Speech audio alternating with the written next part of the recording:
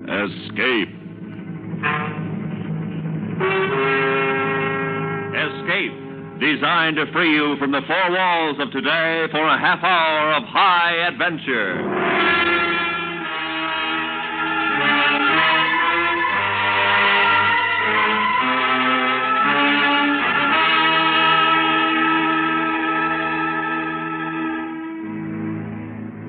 You are flying lost and alone over the empty wastes of the Pacific, while the fury of a typhoon is tearing your plane to pieces, and on a desolate island ahead of you awaits the strangest adventure in the knowledge of man.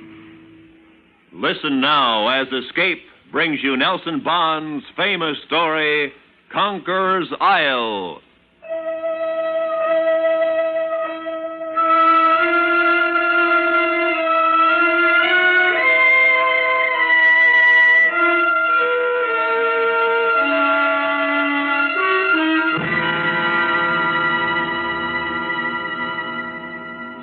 To believe this. I know it sounds impossible. It sounds crazy. But you've got to believe it. That's why I'm here. It's the truth, and you've got to believe it. You've got to, sir. That's the way he started, almost as soon as I'd walked into his hospital room. He wasn't violent, you understand. There was no need for restraint. But his every action, every gesture was evidence of a psychotic condition. To be extremely charitable, battle fatigue. It was an odd case. I was already well acquainted, of course, with the history. Graduate of Annapolis, lieutenant in the Fleet Air Arm, excellent record, citations for bravery, and so forth. Toward the end of the war, he and his bomber crew disappeared over the South China Sea. Search failed to turn them up. They were, of course, presumed to be lost. Then a month ago, almost 7 years later, Lieutenant Brady was found by a Brazilian freighter, alone, drifting, and nearly dead in a tiny life raft. Curiously enough, his position was not far from that last reported by his radio operator 7 years earlier. And when he was asked where he had been, he gave a story so fantastic, so completely unbelievable. It's the truth, and you've got to believe it. You've got to, sir. At ease, Lieutenant. I'm sorry, sir. I'm here to consult with you as a physician, not ordering you anything. Suppose we forget the braid while you tell me about it. Yes, sir. Where should I begin? Well, it's your story. You know what it is you want me to believe. Somebody's got to do something, Doctor. It's getting later, and every day that passes, they grow stronger. I've got to make people understand. I've got to make you understand. At the beginning? Suppose you start with that last flight at the end of the war. Yes, sir. I get a... Well, it was this way. We'd finished our mission, and we were starting for home.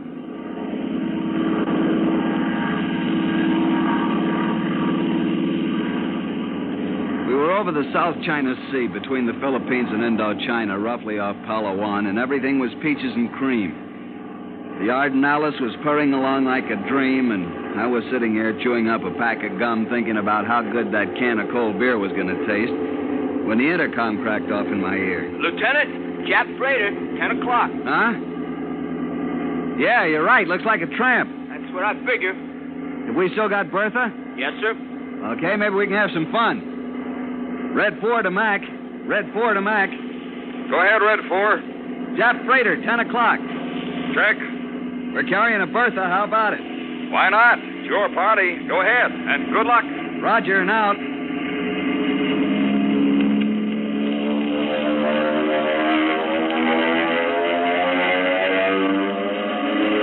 It was as easy as hitting a sit and duck. A long dive.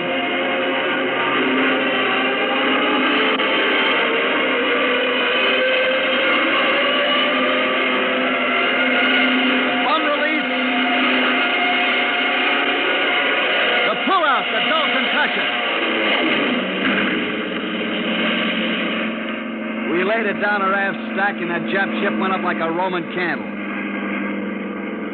Hey, nice going, Lieutenant. Right on the button. That's one Jap we won't have to worry about anymore. Lieutenant, we're hit. Huh? Piece of that Jap must have come up and hit us. We're spraying gas all over the Pacific, out of the left wing tank. Yeah, I see it. Guys, get ready for a bath. We'll never make it back. I object. It ain't Saturday night. Never mind. I always did want to take a ride on one of them little rubber boats. Navy will be out to get us before we have a chance to get thirsty. Red 4 to Mac. Red 4 to Mac. Nice going, fella. Yeah, only it was a two-way deal. We're hit, Mac. Losing gas fast. Think you can make it? No, it's a salt bath for us. Sorry, fellas. Keep your radio on. Give your last position to base before you ditch. They'll have a rescue party out in an hour. Wilco. See you tonight. Good luck. Over. Roger and out.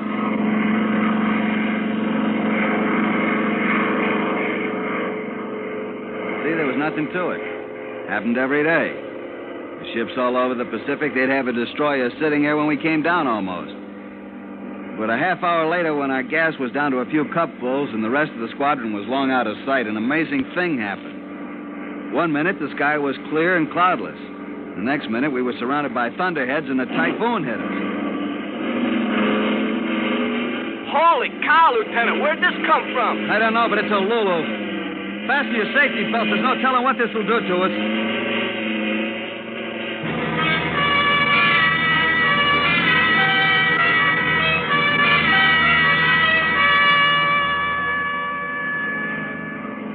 It was a granddaddy typhoon, all right, but it lasted only a few minutes, and then we were out of it as miraculously as we'd come into it. And then something else happened. I guess we all saw it about the same time. Well, what do you know? Take a look at that sight for sore eyes. Man, oh, man, it looks mighty fine to me. What island is it, Lieutenant? I don't know. At the way we got tossed around back there, I haven't any idea of our position. We could be anywhere from the coast of China to the Philippines. Who knows? Who cares? It's dry land. Just in time. We're out of gas. Take a bearing and radio our position, Jack. We're going down.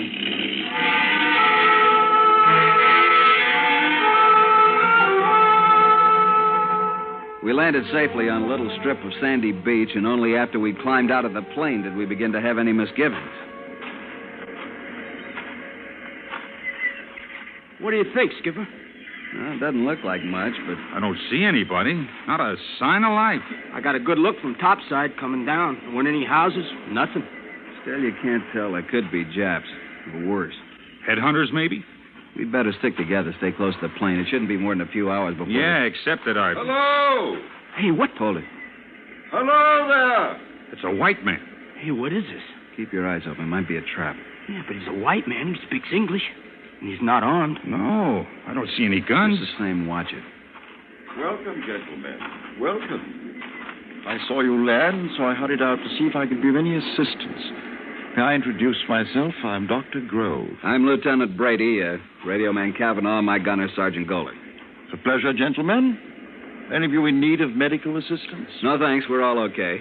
Just a little surprised to find anyone here. Yes, of course.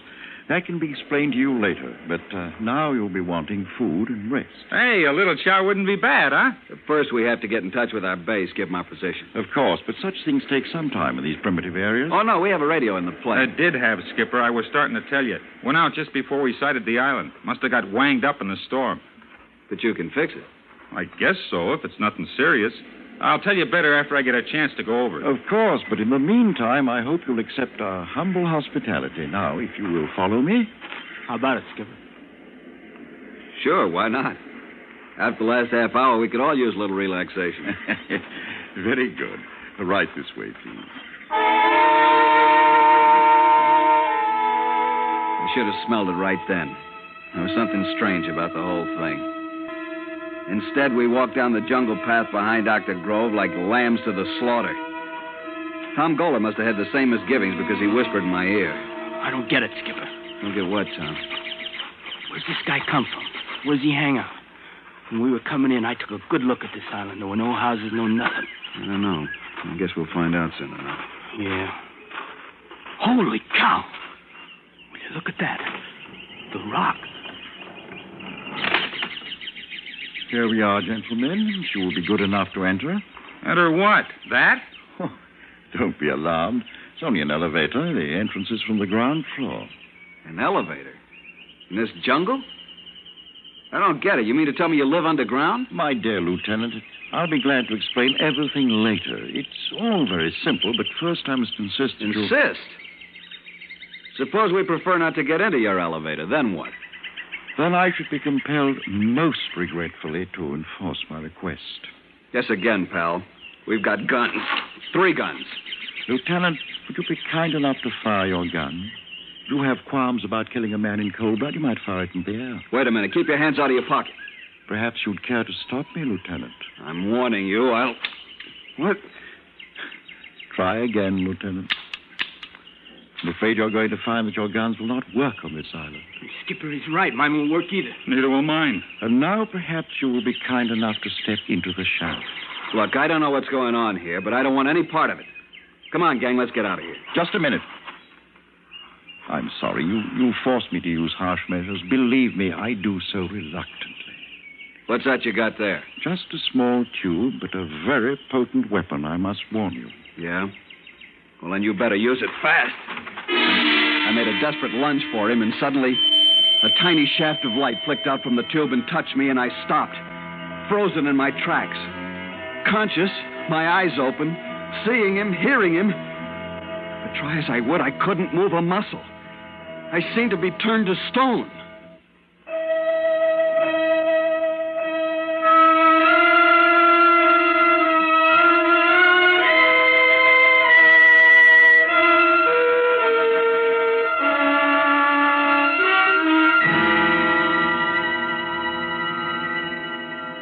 I was paralyzed, you understand, completely paralyzed, Dr. Gorham. I had all my senses. I could see and hear and feel, but I couldn't move a muscle, not even turn my eyes. And you say this happened because of some kind of light beam? Well, not exactly a beam, perhaps not exactly a light, just a kind of radiance. And then?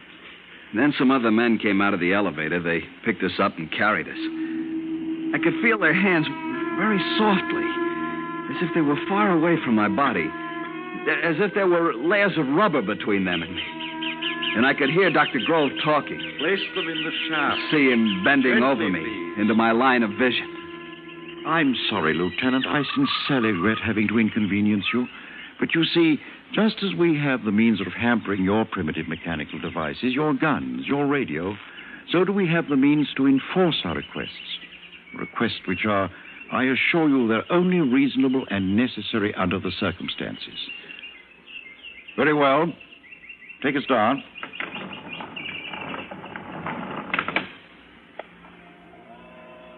My head was reeling, and fear was growing in me. Who were these men to talk of radio as a primitive device? What kind of men were they? Where were they taking the 3 of us? What were they going to do with us? As if he'd read my thoughts, Dr. Grove leaned over me again. There is no need to be alarmed, Lieutenant. No need at all. Well, Freighter? I'm sorry, Freighter Dorden. It was necessary. They would not come willingly. I see. Few of them do. Oh, well, put them in sleeping chambers until they recover. And be gentle. They're frightened. Poor things.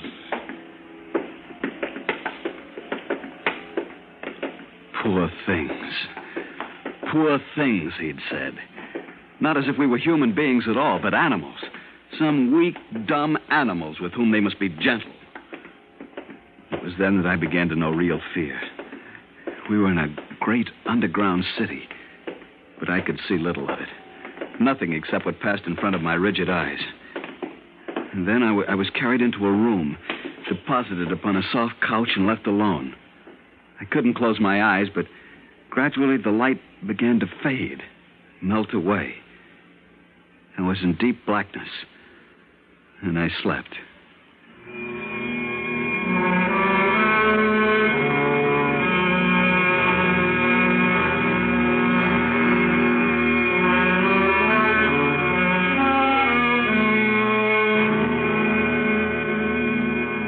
I don't know whether the return of the light awakened me or whether it came on automatically when I woke up, but the room was bright and I could move again. I jumped up, tried the door, but of course it was locked. There was no other way of escape. The room was a small cell with metal walls and ceiling, a kind of metal I'd never seen before. There was a couch, a desk, and a chair, nothing else. But the really amazing thing was the light. I searched the entire room carefully, but there were no fixtures, no indirect lighting arrangements. The light It came out of the walls, the ceiling, the floor, evenly, filling the room, casting no shadows. Suddenly, I wanted to see Kavanaugh and Goler. I yelled at the top of my lungs. Kavanaugh! Goler! Kavanaugh! Goler! But the wall simply absorbed the sound into utter silence. I thought for a moment I was going mad. I heard someone's voice shouting, and I was surprised to find it was mine. Was I to be left here to die? Would no one ever hear my calls? I went to the door, banged on it. Let me out! Let me out! Let me out! And as I leaned there with fear cold in my stomach, I heard a faint sound of footstep behind me. I whirled around just in time to see Dr. Grove stepping through the wall. You said he stepped through the wall, Lieutenant? Of course you mean through the door. Through the wall. Through the wall, sir. The door was in front of me, but Dr. Grove stepped into my cell through the solid metal wall. You realize that what you are saying is impossible. To us it is. To them, nothing is impossible. Nothing. That's why we've got to do something now before it's too late. You must believe me, sir. This is man's last chance, all of us. We'll see. Perhaps you'd better go on. This Dr. Grove stepped through the wall. Yes. Dr. Grove stepped into my cell through the wall, and at the sight of him, my panic ended. For some reason, he gave me a sense of peace. Perhaps it was awe. I don't know.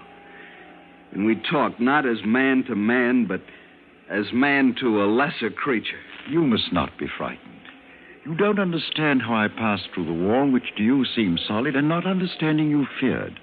Yet, there's nothing supernatural or fearful about what I did. Any of us can do it. We simply make a necessary mental adjustment and walk where we will. It's an ability as basic to us as breathing to a person like you. What kind of men are you? You know the facts of evolution. You know how man has progressed through various stages from primitive savagery. Well, obviously, this process can and will continue. To suppose that evolution of man is complete with you is a mistake of conceit. You mean you are the next stage? Exactly.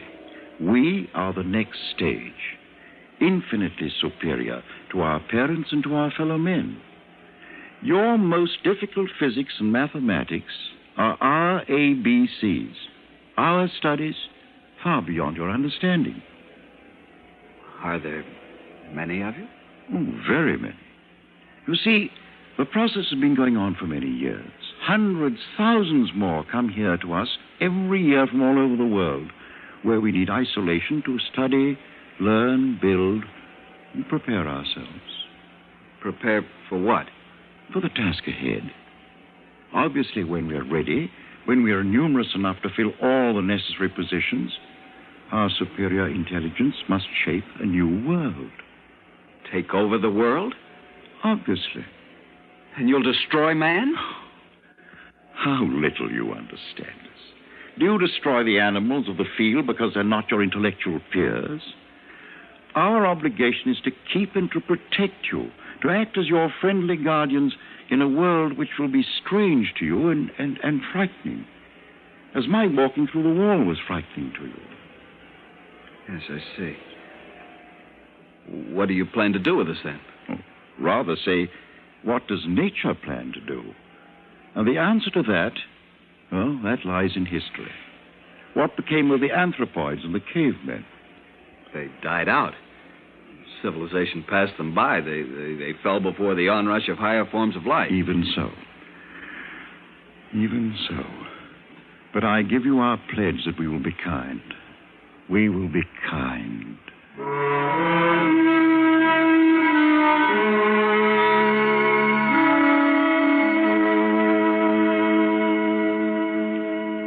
And then he took me out into that great underground city, through its corridors and great halls and laboratories and shops. Took me among the thousands of his fellow men. And there I saw marvels of which I could talk for hours. And then I met others like us. Some 200 captive cattle.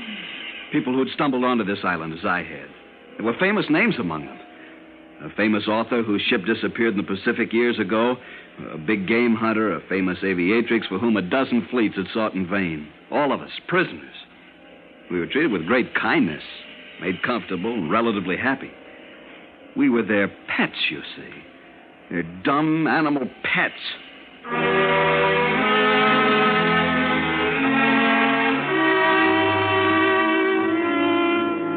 For over 7 years, I stayed there. After a while, I ceased to struggle, even in my mind. I was defeated. And so I succumbed to the peaceful, bucolic existence that was my fate. At least that's what I thought. And then came that last day. Dr. Grove had made me his special pet. I was allowed to follow him about at his work, to talk to him at length. And on this day, he confided in me even more than usual. Well, Lieutenant, it's been a pleasant day. Yes, Doctor. You know, I shall miss having you with me when I'm gone. Gone? You're going away, sir? Oh, yes, very soon. But where? Out into the world, where you once lived. Why? Oh, there are many, very many of us there already. In strategic places, of course. An important politician here, an industrial magnate there, a famous author whose words are gospel to his readers. I will have my place, an important one. But I didn't know... Then it's already begun, this taking over. Oh, yes, definitely. The hour is close at hand. And then all of us, the whole world... Lieutenant, you know us now. You know that we will be kind. Kind. Yes, kind.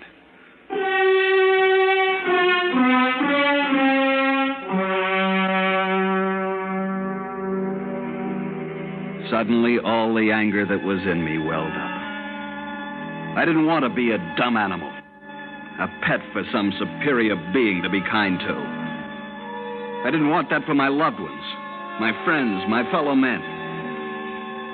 That night at dinner, when they fed the prisoners in the big communal hall, I got a chance to talk to Tom Goler, my old gunner.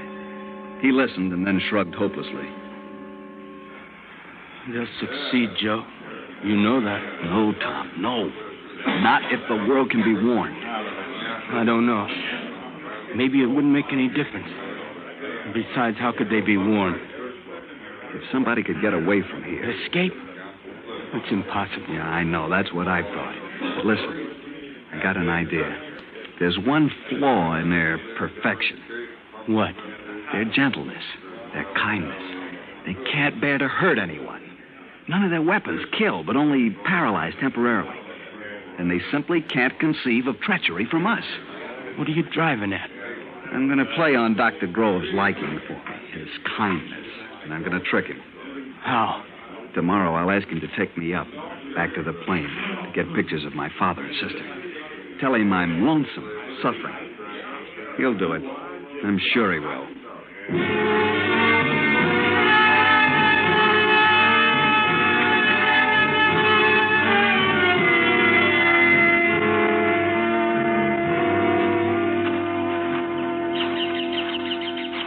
It's kind of you, Dr. Grove, to do this for me. Not at all, Lieutenant. I understand your feeling, but...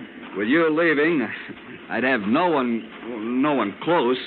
The pictures will make me feel a lot better. Oh, I hope in the for map your compartment. sake. Oh, well, I hope for your sake they're still there. Dr. Grove, look, over there. What?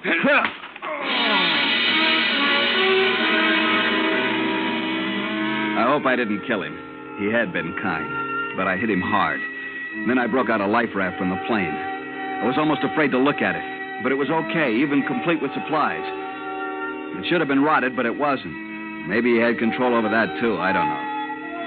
I ripped the valve and threw it in the water. In 5 minutes, I was out beyond the breakers.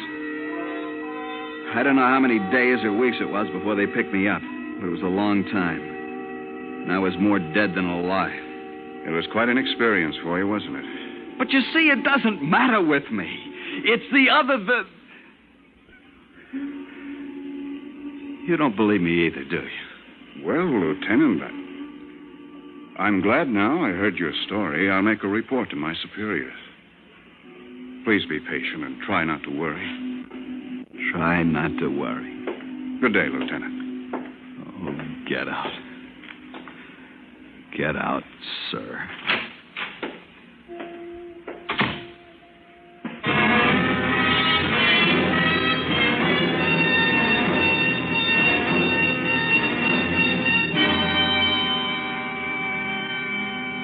Commander Gorham. You talked to him. What's the verdict? What do you think? Clear case of persecution mania. An amazing form. I never heard a tale more complete and logical. Yes, I know what you mean. Do what you can for him. I'm afraid he's going to be here for a long time. Perhaps for as long as he lives. Turned loose, he might be dangerous. That's too bad. Nice boy, too. Floating 4 weeks on a life raft. That sometimes does things to a man's mind. Well, Doctor, how about lunch? No, thanks. I've got to run along. I have to turn in my report and recommendation on this case. Yeah, of course. See you later. I watched the man disappear down the hall. I stood there for a moment, lost in thought, seeing the face of that boy in there. It was hard to know how best to be kind to a boy like that. But I roused myself. I had much to do, so much. And if I went down through the lobby of the hospital, some fool would surely delay me, get me into a long-winded discussion. And there was nothing to discuss anymore. My report on the Brady case was closed. There'd be no more trouble from that source. And now there was no one in sight in the corridor. I wanted to get out of this place. So I turned and walked quietly through the wall.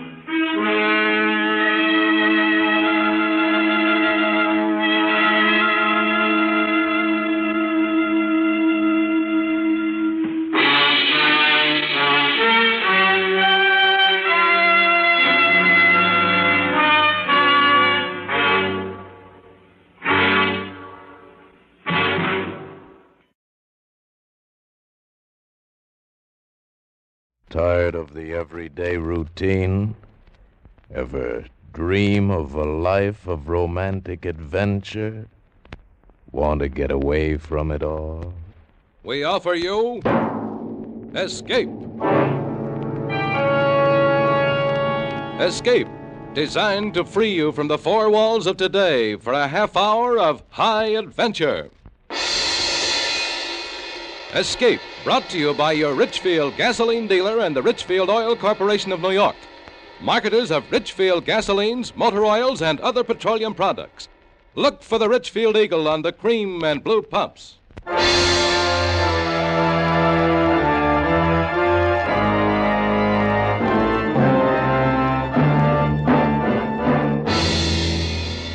Tonight, we escape to a gigantic rocket ship about to be shocked into space on man's first voyage to Mars. As Ray Bradbury tells it in his famous science fiction story, Mars is heaven. The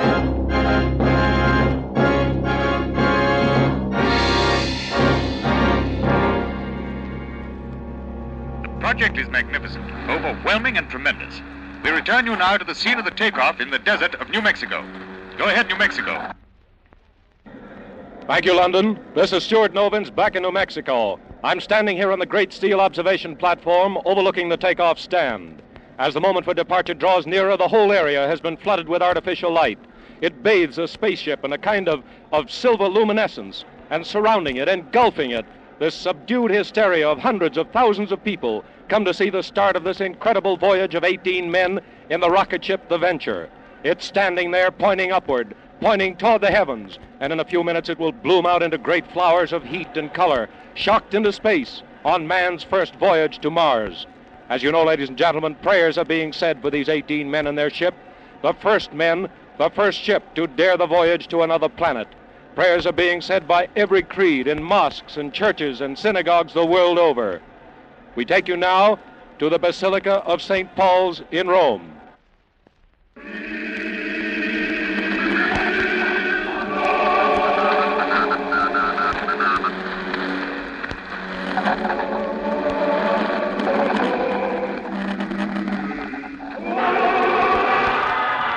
This is New Mexico again. We're sorry to cut in, but that roar you're hearing, the roar of the crowd, it's the moment we've been waiting for. I can see the crew of the Venture walking up the catwalk that leads to the spaceship. The men are entering, and now the escape hatch is closed.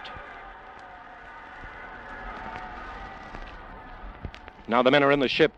This silence, this great, awful silence of the crowd It's the voiceless prayer that's in every heart. They're about ready now. Some lights from the ship just blinked on and off. It's a signal. In just a few seconds, a few more. Stand by. Stand by.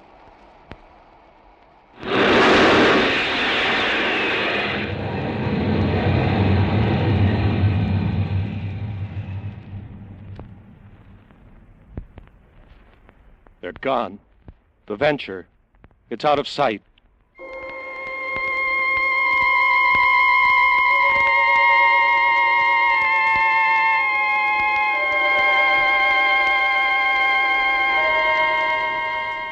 Log entry, U.S. rocket ship Venture. 1 hour out from Earth. Destination Mars. Past Keneally Heaviside layer without incident. Rate of speed, 450,000 miles per hour.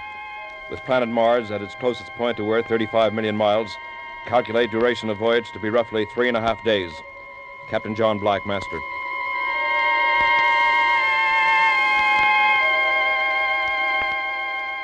Log entry, U.S. rocket ship The Venture.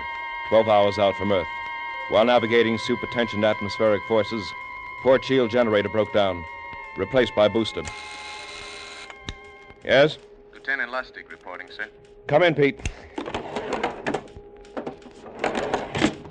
Have the report on the trajectory, sir? I'll put it on my desk. Pete? Yes, sir. How do you feel? Feel? Why, just wonderful, sir. Sitting up there in the observation turret, I don't know just how to say it. The sights, I mean. Moon so close and Earth looking like... and Mars, sir. Sir? Do you really think we'll make it?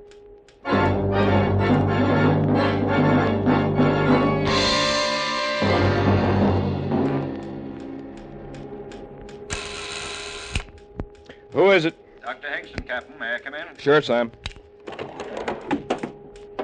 You weren't asleep, were you, John? No, Sam. Just sitting here thinking. Well, don't think about it too much. Sleep instead. You need all the sleep you can get. Who sleeps? Who sleeps and has no way of knowing what's waiting for him? Look at it through the porthole, Sam. Mars. How would you describe it, that glittering blob of red? That's good enough. Will it consume us? Spew out dust out into space? Maybe it's the Elysian fields, all charm and sweetness and moonlight shining on the restless dead. Which will it be, Sam? I don't know. All I know is that they told me I was an expert in space medicine. At Randolph Field on a plot of ground called Texas, they told me that. That's all I know. What are you doing up? You're supposed to be in the sack. Well, I'll tell you, Captain. Sometimes a man can't sleep. That happens to me sometimes. So I just wander through the ship, check on the boys, see that they're tucked in properly. That's what you were doing with me, huh? No. I just... What made them do it, Sam? What made them volunteer? Man keeps looking for something. There are no new frontiers now, only new worlds. And there'll always be men who want to conquer them.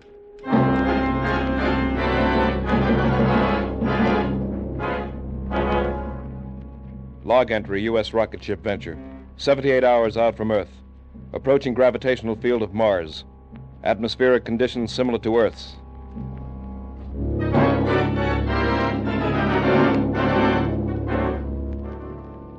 Log entry, U.S. rocket ship Venture. 79 hours out from Earth. Have this moment landed on Mars at 1700 hours.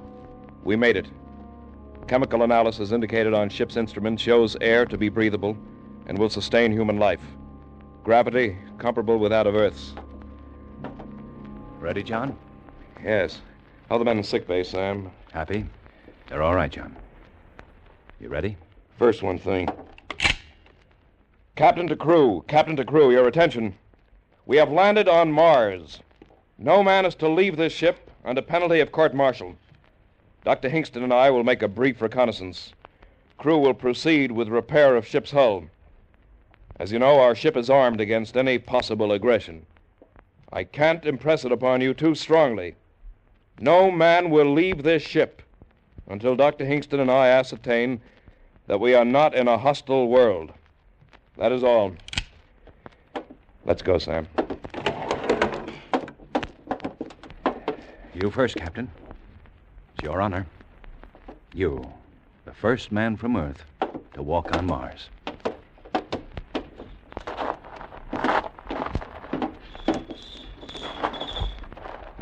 This grass. It's a well-kept lawn. John, look over there. A house. A Victorian house.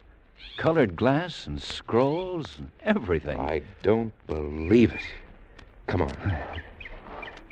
Sam, look at these. 2 iron deer on this lawn. We had a pair of these when I was a kid. Sam, you hear that? That piano from that house. Sam, this isn't Mars. It can't be. It just can't be. It can't be, John, but it is. Welcome to Mars.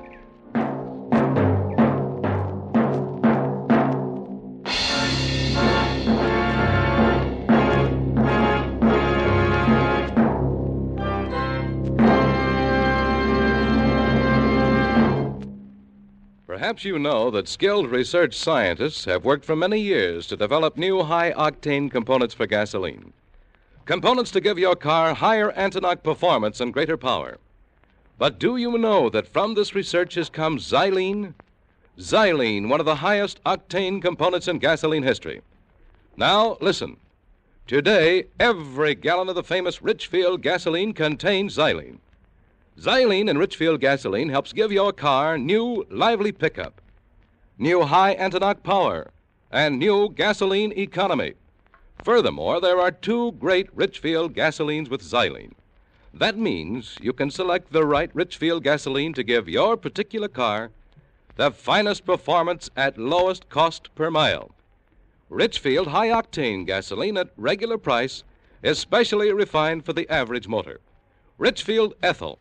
Ethyl at its best meets the requirements of the newest motors of the highest compression. And remember, both Richfield gasolines contain xylene.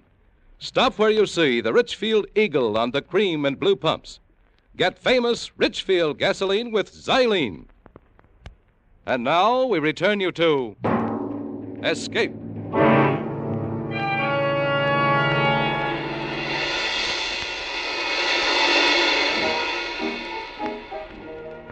What did I say, Sam?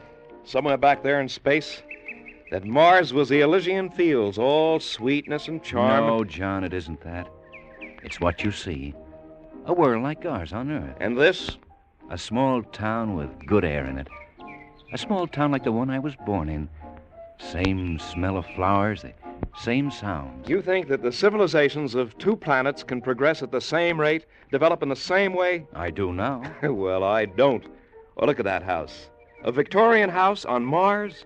You expect me to believe that?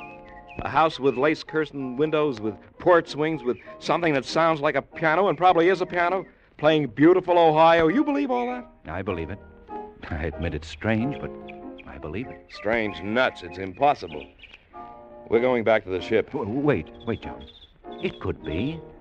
It could be that there are similar patterns of thought, movement, civilization on every planet in our system. Maybe we're on the threshold of the great psychological and metaphysical discovery of our time. Maybe we... Well, go on, Sam. Maybe this proves the existence of God. Not everyone needs proof. I don't. But how else can you explain all this? John, it fills me with terror and joy. I don't know whether to laugh or cry. I admit it looks peaceful and cool. Pretty much like Council Bluffs, where I was born. That was a good, quiet place, Council Bluffs, Iowa.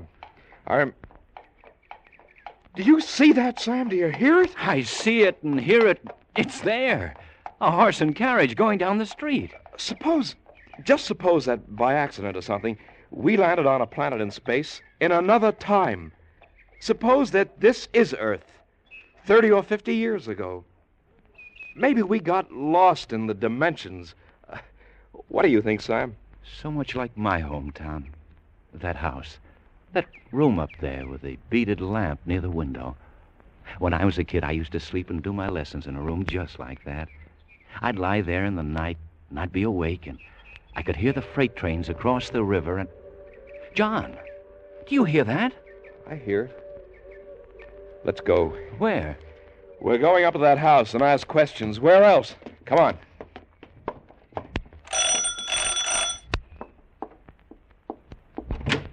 Yes, can I help you? I beg your pardon, but we want... If you're selling something, I'm much too busy and I haven't time. We're all at supper. Oh, wait, don't go.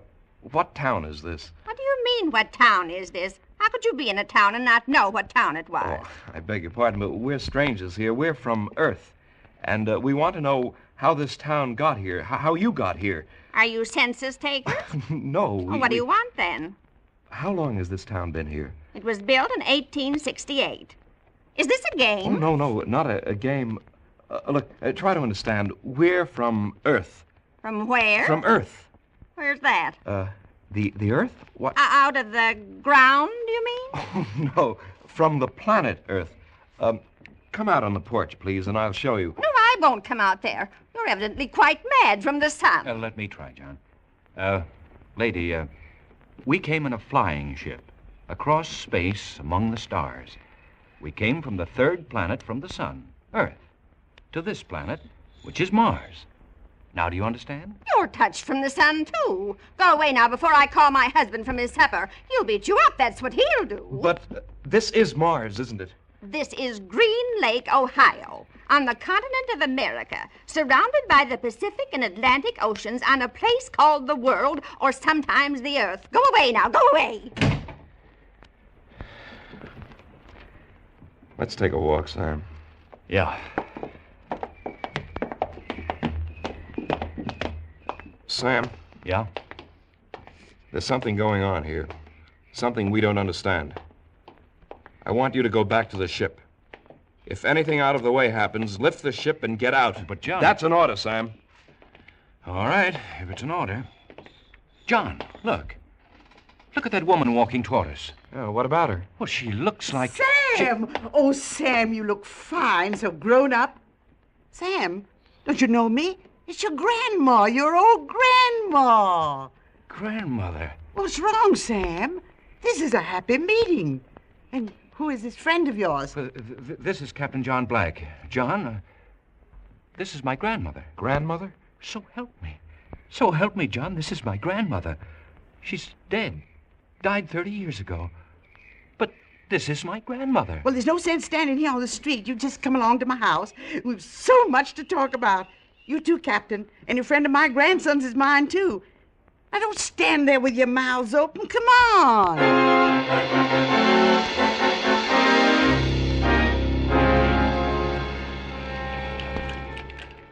Here, Sam, have some more iced tea. Would you like some more, too, Captain? Oh, thank you. I would. Well, here's to our health. Well, how long have you been here, Grandmother? Ever since I died. What? Don't look like that. I said ever since I died, 30 years ago. Sam. Who are we to question what happens?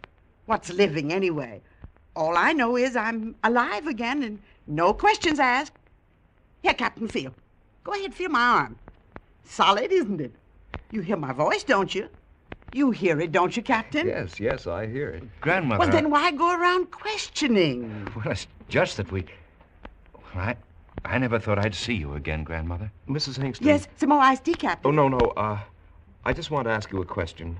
Mrs. Hingston, is Mars heaven? Nonsense. No. It's a world, and we get a second chance. It's like another Earth. How do we know there wasn't one before Earth? That's a good question, John. Well, maybe we better get back to the ship, Sam.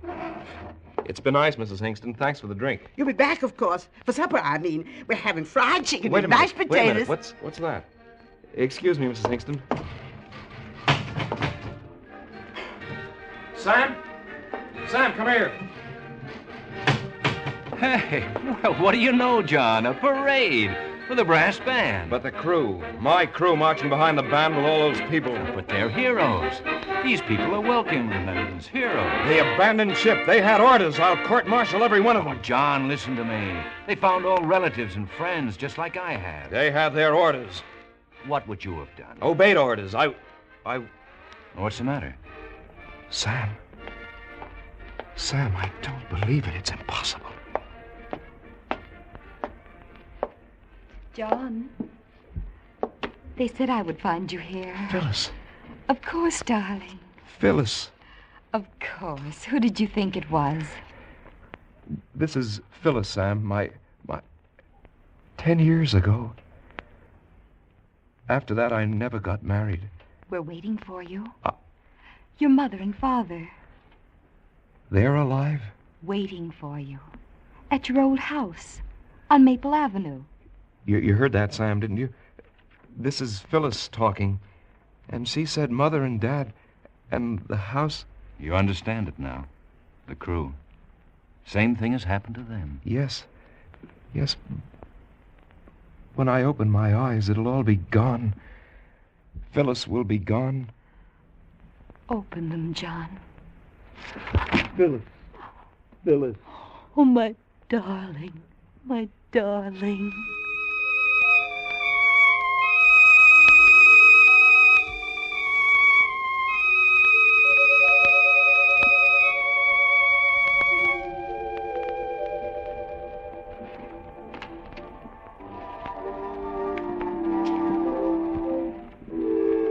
It's good to see you children dancing together again. Your mother would have enjoyed it so much, John. I must have worn her out with all my questions. Don't worry about it, son. She'll get a good rest tonight. Then in the morning, the days after, we have so much time now, son. We'll all be together. You and Phyllis, your mother and I. So much time. Yes, yes. Oh, don't go away from me, John. Hold me closer. Oh, I've dreamed so long of dancing with you. But No more questions. Just accept it. That your mother and father were once dead and are now alive. That I was killed. 10 years ago, I was killed in a horrible accident. And now I'm alive and in your arms. Hold tight, John. Hold me tight.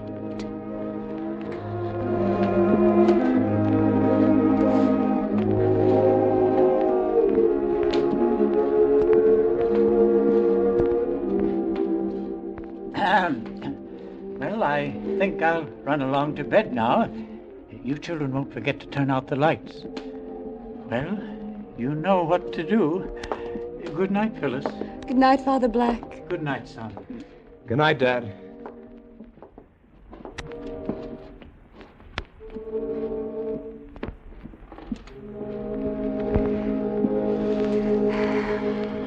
Shall we go out on the back porch, John? Like we used to long ago. Come with me, John.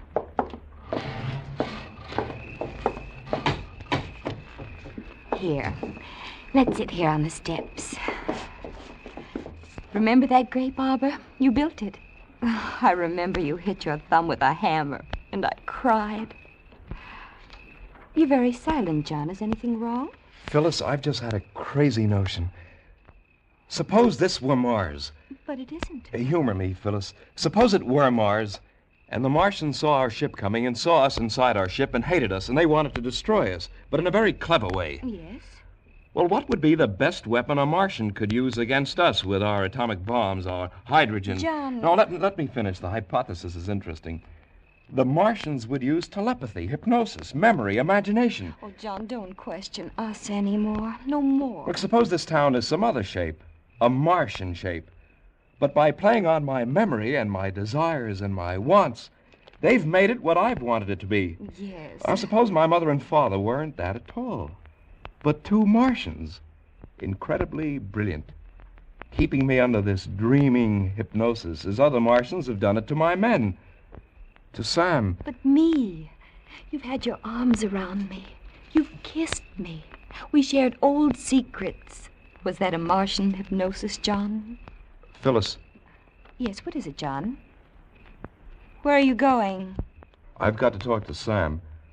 I've got to find out what he thinks now that he's alone with his grandmother. Stay here with me, John. Well, I've got to talk to Sam. Maybe he's beginning to wonder, too. You're not going anywhere, John. Phyllis! Phyllis, no! You're not Phyllis! I was right! You're not... You're not...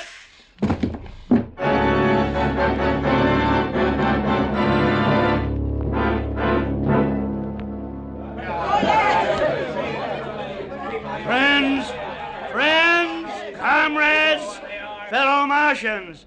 This is a great day for Mars, a day of great rejoicing.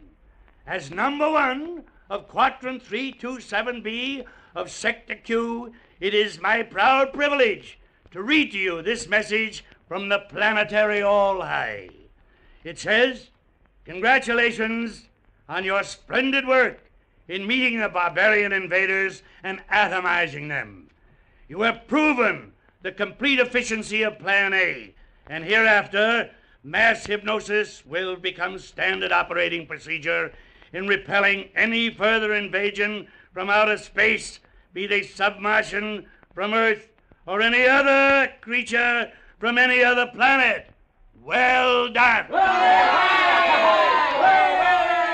I can add little to this unstinted praise from the All-High, but I would like to point out to you that what you have accomplished could not have been done had it not been for our space heroes who have risked so much and often given all in recent years to keep the planet Earth under close surveillance. This surveillance, as you know, has been accomplished by our space patrols, known to Earthmen as flying saucers. They were courageous, these Earth creatures, to brave space in that crude ship, but they were inferior beings, and therefore they had to be atomized. Their extinction was necessary to ensure our way of life. Yet perhaps, since this has been your first encounter with creatures from outer space, you whose glorious victory this has been, may want to say something. Is there anyone who wants to say something? You? Yes. It was a very interesting experience. He said his name was John Black. He was a nice young being. Nice. He thought I was his father, whatever that is. I guess that's all I want to say. And you? No, I don't think so. Well, I thought of something, but I forgot. I see. And you? One of them asked me if Mars was heaven. What's heaven? I don't know. Now for the business at hand. The ship they came in. The destruction of it. Disintegrator squad. Ready. Proceed. Compress charge. 16 atmospheres. Charges compress. Low velocity. Trajectory 2. Low velocity. Trajectory 2. Release. Charge!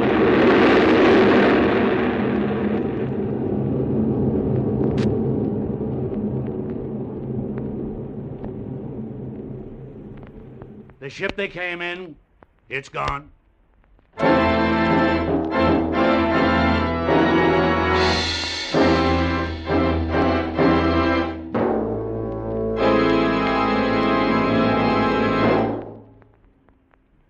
Motorists, did you ever consider that taking care of a car is something like caring for a baby?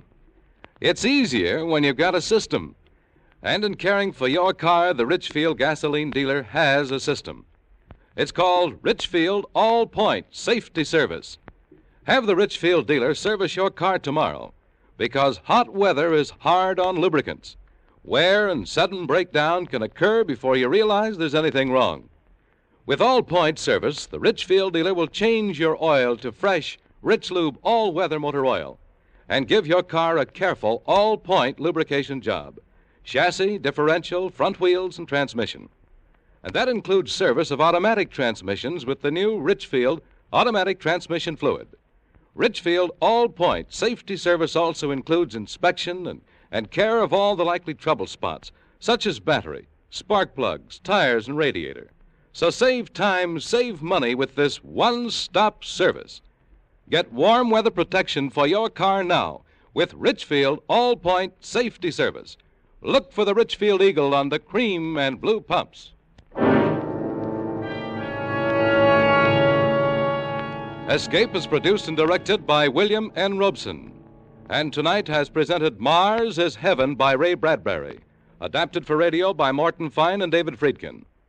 Featured in the cast were Jeff Corey as Captain Black, Florence Bates as the grandmother, Bill Johnstone as Dr. Hingston, Walter Catlett as number 1 of Mars, Elizabeth Root as Phyllis, Paul Frees as Peter Lustig, Ian Wolfe is the father, and Stuart Novins, who played himself. Also heard were Ruth Parrott and Ben Wright. Special music arranged and played by Ivan Ditmars. Next week. You're standing on the floor of the ocean, pronging up a fortune in sponges. But moving closer and closer to you, his huge sponge hook raised to rip open your diving suit, is a man from whom there is no escape. Next week at this time, the Richfield Oil Corporation of New York invites you to escape with an exciting story about sponge fishers in the Gulf of Mexico, as John and Gwen Bagney tell it in The Big Sponge. Be listening. Goodbye then until the same time next week when once again we offer you Escape. This is CBS, the Columbia Broadcasting System.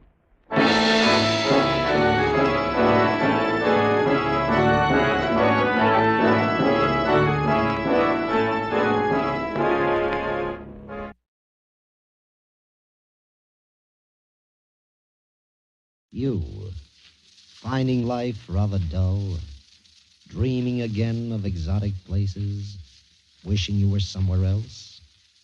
We offer you Escape.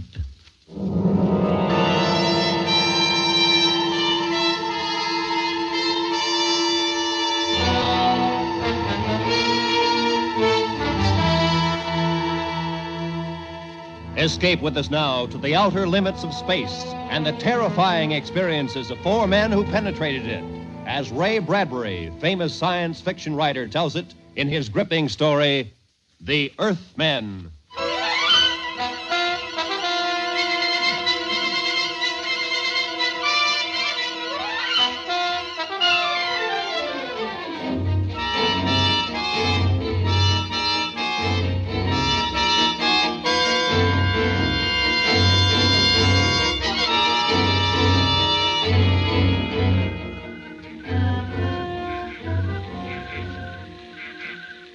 You ready, Clitheroe? Yes, sir.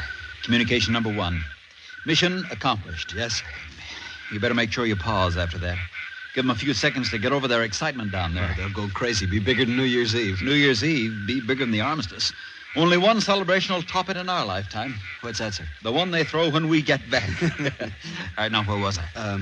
Mission accomplished. Yeah. First rocket expedition to Mars landed upon Mars 12:03 Earth time. Estimated position of landing, approximately longitude 345 degrees, latitude -7 degrees. Yes, sir. Landed without incident at edge of forest. Atmosphere, what's a good word to say it's all right for breathing? Optimal? Yeah. Found atmosphere optimal. Descended from rocket. Captain Williams. Yeah? Prescott, sir. I see Prescott. He's running this way. Running? Something after him? No, he's just loping along. I think he's smiling. Keep your binoculars on him. Sound off. It looks like he's in trouble. Descended from rocket. Sent Lieutenant Prescott on reconnaissance mission. Dugan, Prescott, all right? Yes, sir.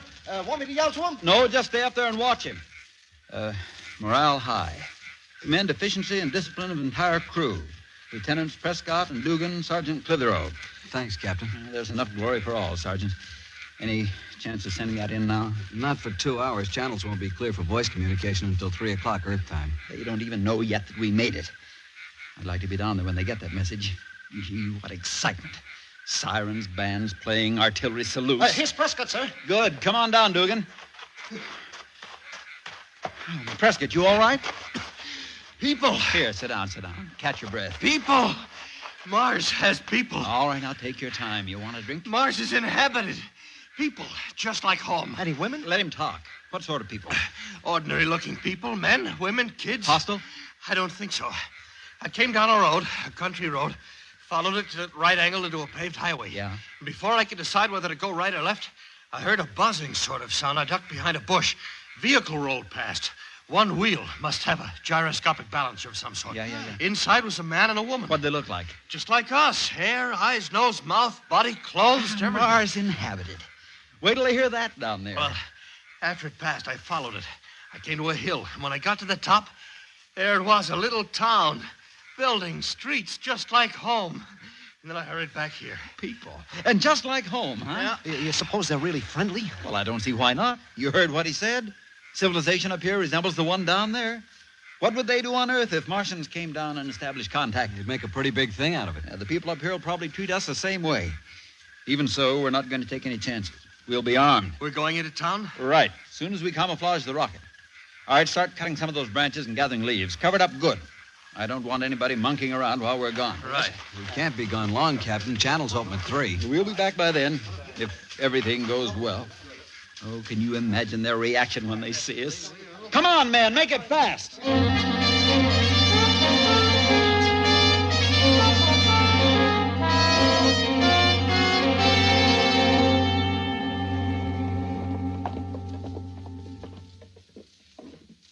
All right, men, dress it up. I'm going to knock on the door now and keep smiling to show we're friendly and let me do all the talking. Understand? Yes. Right, good.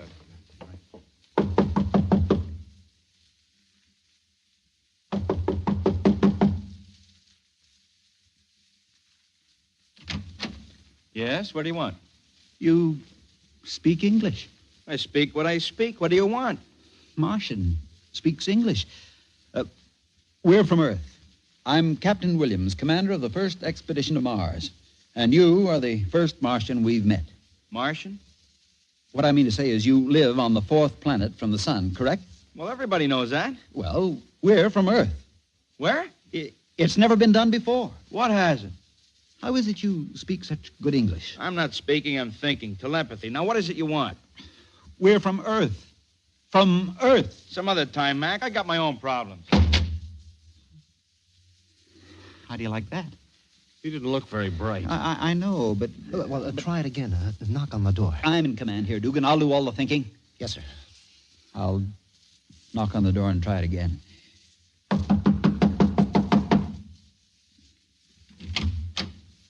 Yes? Oh, excuse me, ma'am. Was that your husband I was just talking to? Yes. He shut the door so quick I never got a chance to explain. Oh, I'm sorry, but he is busy. Can I help you? Are you strangers in town? I'll say we are. We're from Earth. Earth? The planet Earth. Maybe you have a different name for it. The 3rd in order from the sun. We came in a rocket. Almost 60 million miles through Don't space. come near me. I just want to shake hands. You and your husband are the first people on this planet we've Don't seen. come near me. You don't understand. We're from Earth. We came in a rocket. We came in a rocket. and we...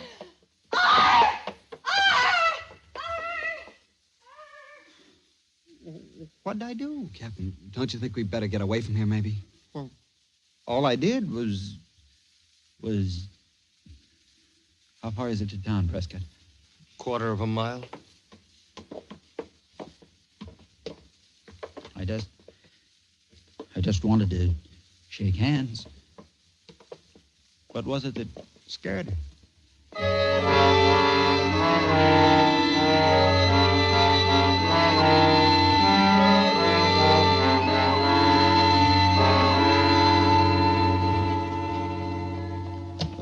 All right for us to smoke, Captain? Sure, smoke, yell, unbutton your buttons, do whatever you want. Doesn't seem to make any difference. Nobody's paying any attention to us anyhow. You'd think these people had visitors from Earth every day. Nobody even turns around to look at us. Can I say something, Captain? Yeah? We can't blame them for ignoring us, sir. We look just the same as they do. For all they know, we're just a few Martians ambling through the town square. We ought to take a chance and try telling someone else. We've told 3 of them already. Back at that farmhouse, the man ignored us and the woman screamed and ran away. And that girl we told fainted. Captain, looks like a bar or a soda fountain in here. Would it be all right if we went in and had something to drink? Well, why not?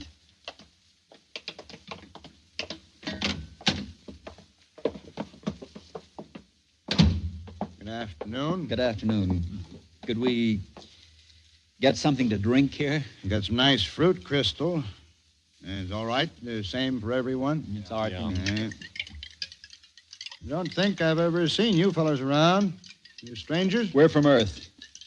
Where? Earth, 3rd planet from the sun. Oh, clumsy of me. Earth, huh? Well, what do you know? You mean you understand what I'm trying to tell you? Sure. Sure. That we're the first men from Earth ever to reach Mars, that it's never been done before? That we came 60 million miles in a rocket? Sure. 60 million, huh? Rocket, you say? Well, I'm proud to make your acquaintance. I'm Captain Williams. This is Lieutenant Prescott, Sergeant Clitheroe, and Lieutenant Dugan. Well, I'm honored. I'm honored. Do you mind if I bring my son in to meet you? This is an occasion. Sure. Bring him in. Son, come in here. Rocket, eh? All the way by rocket. Say now. You understand what we went through, the chances we took. Sure. Why, you're real heroes. Let me shake hands again. You call me Pop? Son, these men are from Earth. From Earth. Understand? Yes, Pop. We're the first men from Earth ever to reach Mars. Isn't that wonderful, son? Think of it. It's wonderful. Go tell everyone. You don't mind if he tells people, do you? Mine. I should say not. Oh, we'd like him to. As many as possible. Go ahead, son. Hurry. Think of it, all the way from Earth. There were times in there when I didn't think we'd make it, I can tell you. Hey, I'll bet there were. Turbine conked out when we hit the stratosphere, and I began to sweat the big drop. I can imagine. Turbine, it's pretty serious. Well, even before we left, we were told we only had about 1 chance in 3 of making it. Hey, I don't see where you found the courage. We didn't even know what we'd find when we got here. You see, it's never been done before. Never. Let me shake your hand again. Lots of men were killed trying, but they never succeeded. What an honor for our little town. You're the first to know, really. The very first. Oh? Your name will go down in history in all the school books with ours. Yes, and the monuments on both planets. Hey, what is your name? Hey, wait a minute. Hold on. What's up, Skipper? Outside. All those people. Looks like the whole town. Why, they must have heard the news, the glorious news from my son. Yes, they've come to welcome you. Hey, hold your fire, men. Welcome us. It doesn't sound like they've come to welcome us, Pop. Come on out, you! Why, that's the man we first spoke to, the one whose wife got scared. Gentlemen, please don't shoot. There must be some mistake. I'll just ask them why they're behaving in such a... Here, come back here. Come back here, you old... Come back here. Ran out on us. What do you make of that? Captain, I don't understand this, and I don't like it. Dugan, the back way out. See if it's clear. Prescott, you fire when I say fire, not before. Lower your gun. They're all around us, Captain. We'll make a break for it. One volley at my command. Captain Williams. Yeah? Look, there's a little guy out there giving them all what for. What? They're starting to disperse. Let me see. Clear this square immediately. Immediately, I say. Go on now. Go on, all of you. Go on home. He's coming in. Now, I'll do all the talking. Put your guns away, but stay on your toes. Dugan, let's keep our eye on the back, huh? Gentlemen, may I apologize for the unforgivable actions of my fellow townspeople. They've acted barbarously. We didn't do a thing. We were as friendly as we could be. For they're ignorant, just ignorant. No reverence for science, none whatever. We're from Earth. Did they tell you? Oh, yes. A great honor, sir. This is without a doubt the most memorable moment of my life.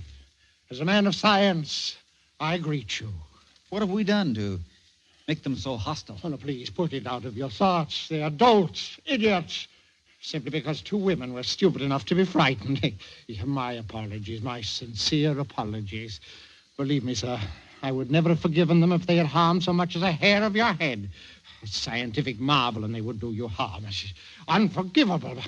Oh, we're wasting time. The members of the Institute are waiting. Institute? The Institute of Science. We have sole jurisdiction in such matters. The members have already been informed and are eagerly awaiting your appearance. It will cause a sensation.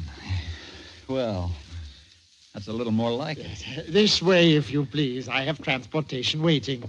And have no fear of these rustics. You're in my care now. I'm Captain Williams, sir.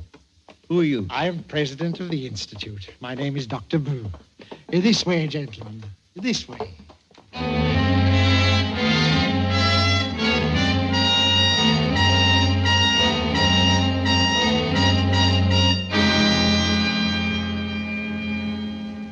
Escape under the direction of Norman MacDonald returns in just a moment. How the gambling machine works, the far-reaching effect of legal and illegal gambling, domination of entire areas by racketeers. That's this week's topic on The Nation's Nightmare, tomorrow night on CBS. And now, back to Escape.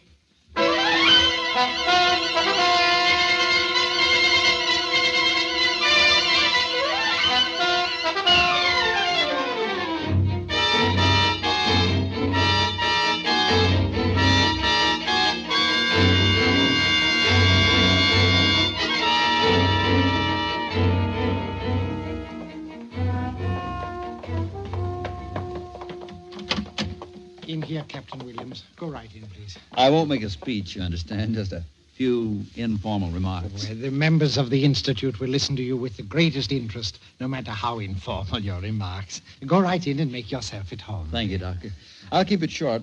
We have to be back at our rocket by 3 o'clock our time in order to... To communicate with Earth. Yes, you told me. Yes.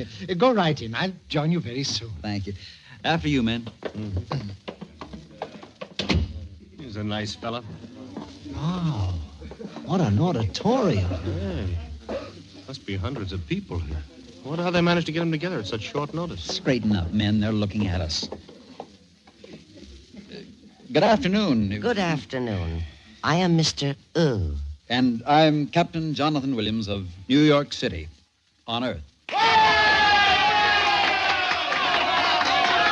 Thank you. Thank you. Thank you, one and all, on behalf of myself and my crew. Thank you.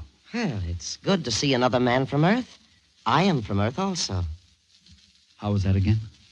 There are many of us here from Earth. You from Earth? Yes.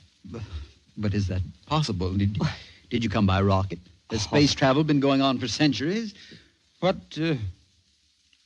country are you from? Tuirio. I came by the spirit of my body years ago. Tuirio? I never heard of it. What was that about the spirit of your body? Well, what do you mean there are many of us here from Earth? And not only from Earth. He's from Jupiter. He's from Saturn. Jupiter? Saturn? Wait a minute, this is confusing. Where on Earth is this Tuirio? Tuirio? Is it near America? America? What is America? You never heard of America? No. You say you're from Earth and you never heard of America? Earth is a place of seas and nothing but seas. There is no land. I am from Earth, and I know. Earth is a place of all jungle. I am from Orion Earth, a civilization built of silver. Silver? Men, come over here a second.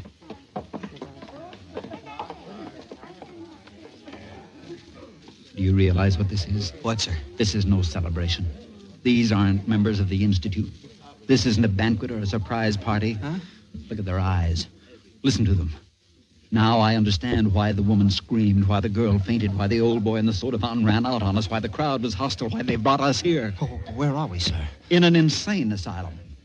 They think we're crazy.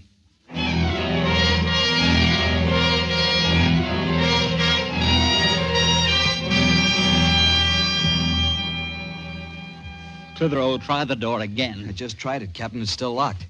Go right in, gentlemen. The members of the Institute will listen to you with the greatest interest, no matter how informal your remarks. I'll bet they've been listening, all right. I'll bet they've had us under observation ever since we entered this building. Captain, look. What? You ought to take a look. That woman who said she was from Earth, too. A blue flame is coming out of her mouth and then turning into the shape of a small naked child. You think that's something? I've been watching one of them change into a crystal pillar and then into a golden statue and then into a staff of cedar and then back into a woman again. Never saw anything like that. Magicians? No, not magicians. Those are hallucinations.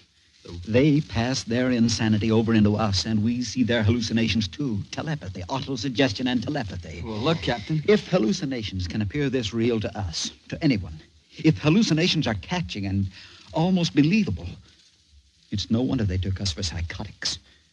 If that woman can produce little blue fire children and that one can change into a pillar, how natural if normal Martians think we can produce our rocket ship with our minds. I've been thinking along those lines, too. If someone came up to you on Earth and said he was from Mars, just came in by rocket, wouldn't you think he was crazy? I would. Heaven help me, I would. What time is it? 2:35. Those channels open in 25 minutes. Where's that doctor? Where's that doctor? I said, where's that doctor? I'm here, Captain. I demand our release. I demand an apology for this outrage. My government will certainly hear of this. All the governments of Earth will hear of it. I shall tell them of the indignities heaped upon their representatives. Yes, of course. Don't humor me! Are you going to release us, or must I take steps? What sort of steps? I'll kill you. That's very interesting. Excuse me a moment. Dr. O. Yes, Doctor. Did you call me, Doctor? Yes, the case is developing along classic lines. I thought you might be interested. He's just threatened to kill me. Proceed, please, Captain. I wasn't joking, I tell you. Are you going to stand aside? No. All right. Jan. Most interesting. What do you suppose the next phase will be? A denial of insanity, reaffirmation of sanity. But we are sane. We are. You see, classic. Men try to think of something. He thinks we're insane, and he won't understand that we're not. No, not at all. I do not think all of you are insane. Oh, no. Just you, sir. The others, the ones you persist in referring to as your crew, they do not exist. They are secondary hallucinations. Secondary? Hallucinations. But you can touch them. You can hear them. Go ahead and touch them. That would prove nothing. Patients have come to me with snakes crawling from their ears. When I cured them, the snakes vanished. We'll be glad to be cured. Go ahead. It's unusual. Not many want to be cured. The cure is drastic, you know. Cure ahead. I'm confident you'll find we're all sane. He persists in referring to the others. Oh, they never stop. You know, Captain, such cases as yours need special treatment.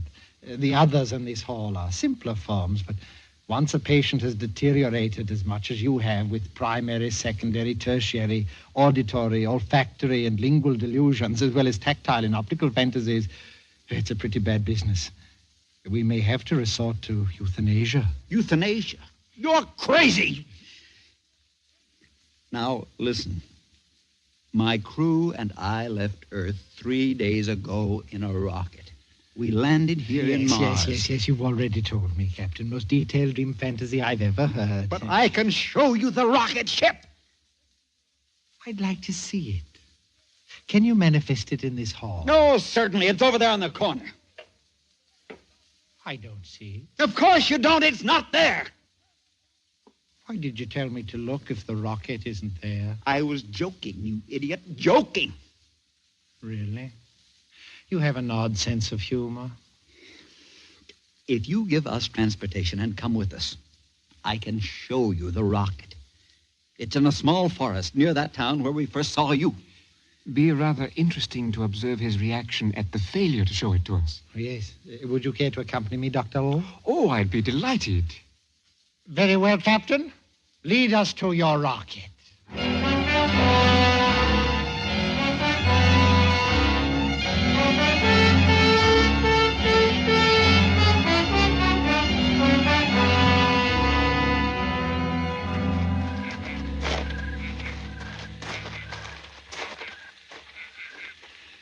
Here it is.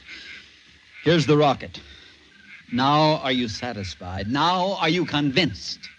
I see nothing resembling a rocket. Dugan, Prescott, Clitheroe, clear away the camouflage.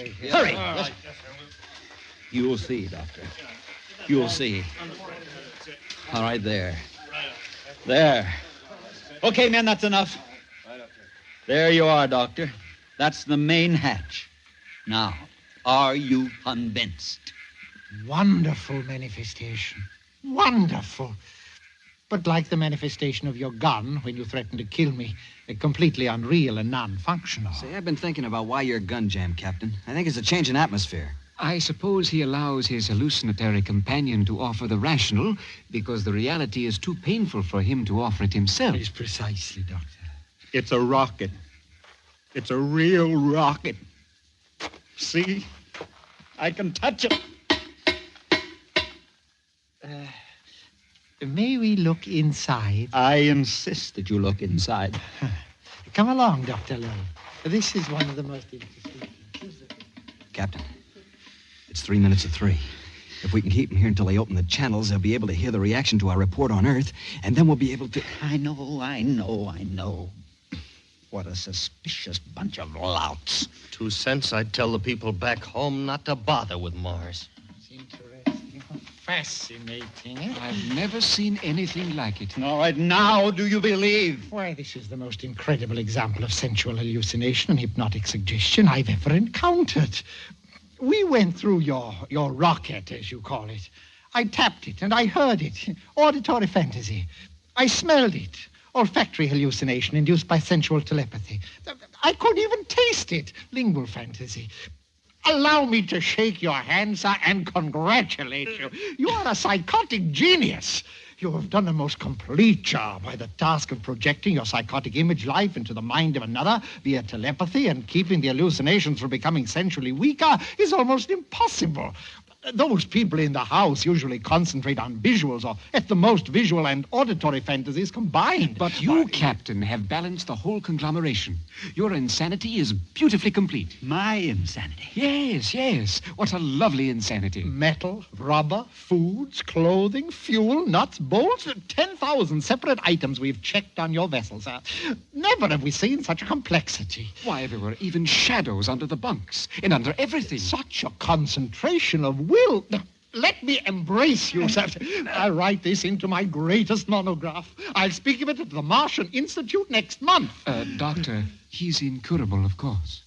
Of course. You poor, wonderful man. You'll be much happier dead. What? Have you any last word? Wait, no, don't shoot. Oh, you poor, sad creature. I'm afraid you are far beyond any psychiatric therapy. You're an incurable case. No. I shall put you out of this misery which has driven you to imagine this rocket and these three men. I did not. It will be most engrossing to watch your three friends and your rocket vanish once I've killed you. Doctor. And then I will write a paper on the dissolution of neurotic images from what I observed here today. I'm from Earth. My name is Jonathan Williams, and these men are... Yes, I know. From Earth. Honest. Captain Williams. They continue to exist. Superb. Hallucinations with time and spatial existence. I wonder how they will react to a bullet. What? No. Oh, no. Put on that gun. No, don't. An auditory appeal, even with the patient dead. Run!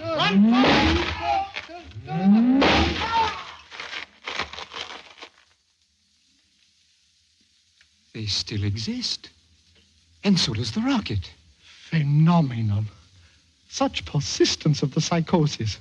First time I've ever observed it post-mortem. But it will fade. It will all fade. Interesting, wasn't it?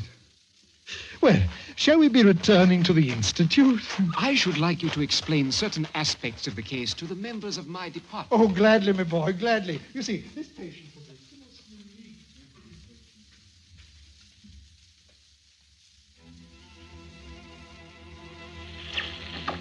Earth to Mars, Earth to Mars, calling rocket expedition, calling rocket expedition. Do you read me?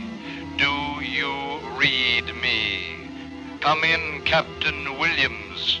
Come in, Captain Williams. Earth to Mars, Earth to Mars.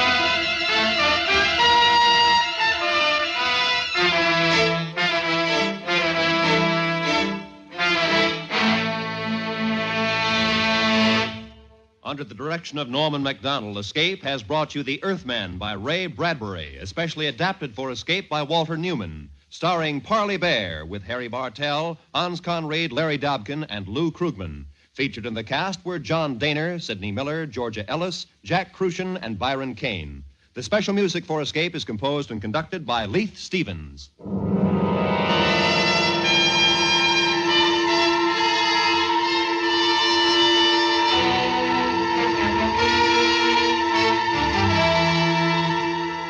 Next week, escape with us to an island off the northwest coast of Africa, and the story of a man whose quest for happiness was blocked by a giant, a madman, and a beautiful girl, as Millard Kaufman tells it in his exciting story, The Gladiator.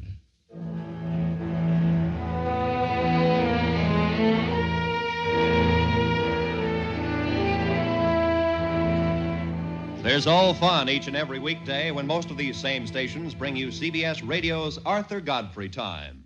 This is Roy Rowan speaking.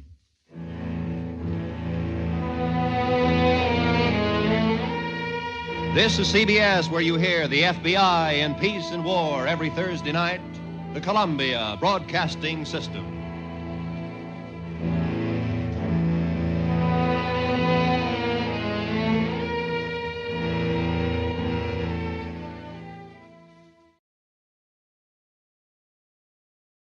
Tired of the everyday grind? Ever dream of a life of romantic adventure?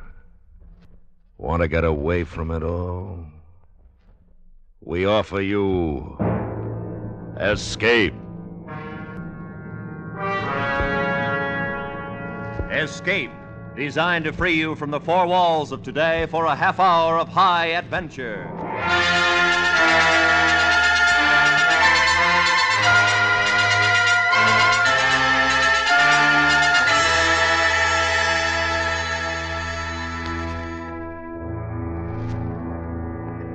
You are seated before the dials of your radio receiver, listening to a faint voice from the blackness beyond, while the one who speaks with words of friendship is debating the destruction of your world.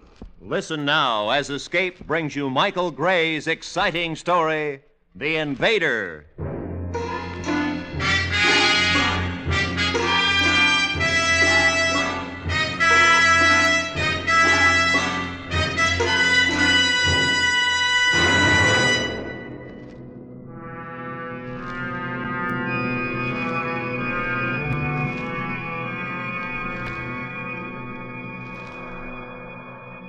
Here in the Nevada desert, our forward observation post is a slit trench less than 2 miles from ground zero of Operation Doorstep 8A bomb test. The time exactly 30 seconds to H hour. That's the voice of our official guide, Colonel Jim Donovan. All personnel put on protective glasses and get below trench revetments. We have H hour minus 16, 15, 14, 13, 12, 11, 10, 9, 8, 7, 6, 5, 4, 3, 2, 1. There it goes. There it is.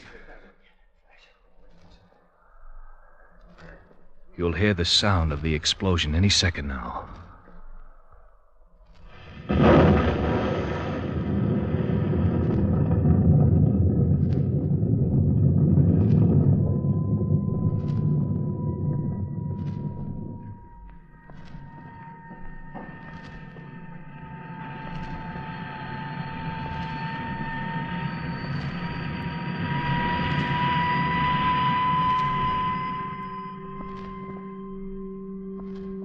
Did you see that flash, Commander? Yes.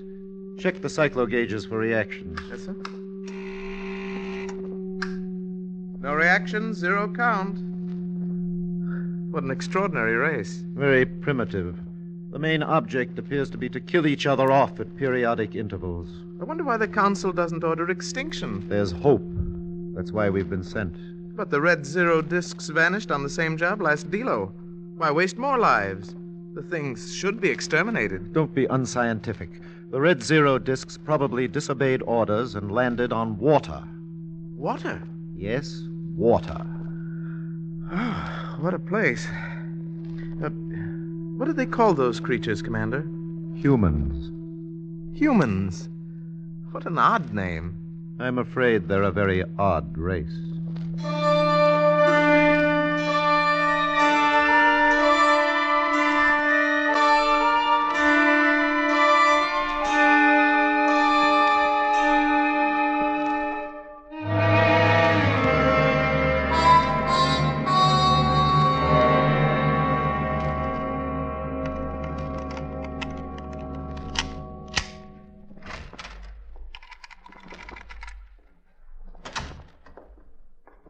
That you, Al? Oh, yes, Martha. I saw the bomb test on television this morning. You see it in school? No, dear. Oh. Where are you going now? Into the lab. Call me when dinner's ready, will you, dear? Yeah, let's see.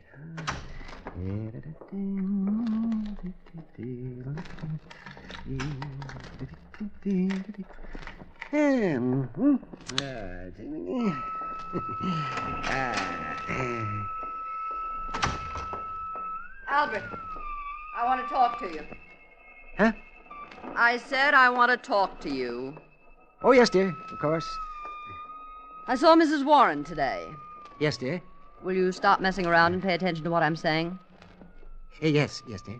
I should merely like to remind you that Mrs. Warren is your school principal's wife. She hinted that he's not pleased with your work. In fact, he's not pleased at all. Albert, did you hear what I said?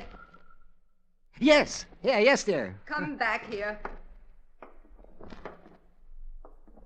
Now, stand still and listen to me. How do you think I feel having the principal's wife laughing at you and laughing at me, too? This is the third job you've had in the past 2 years, and you are going to keep this one. I know it's hard for a scientific genius to settle down teaching 12th grade chemistry, but this time you're going to stick. I mean it, Albert. You're making yourself the laughing stock of the school with your crazy experiments, and it's got to stop. I'm just not going to spend the rest of my life following you around from job to job like a gypsy. Well, of course, dear. Well, I understand. You'd better understand. I'm not going to stand for it anymore. And if you're not down for dinner in 5 minutes, there won't be any dinner for you.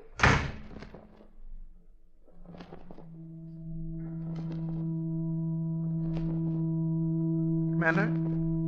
Magnetron's oscillating. Probably magnetic storms. No, it's a definite signal on our channel.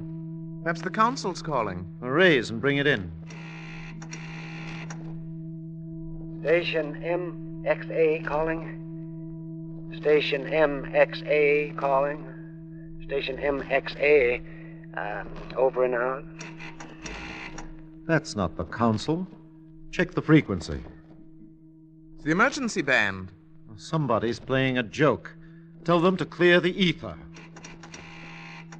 Stellar Disk White 0 now. Who's called... Moment. Ask for code check. Stellar Disk White 0 now. Give name. Code check. Station MXA. Where are you? Give me the frequent tone. Listen, MXA. This is Commander of Delta Ship White 0 Null on space mission. Get off this channel. Make a note for the log. We'll report it back to the council. What was his identification? Sounded like MXA. MXA. Check the cyclo listing.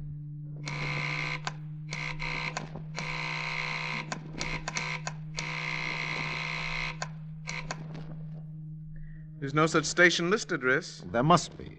Cross-check and fix. Yes, Riss.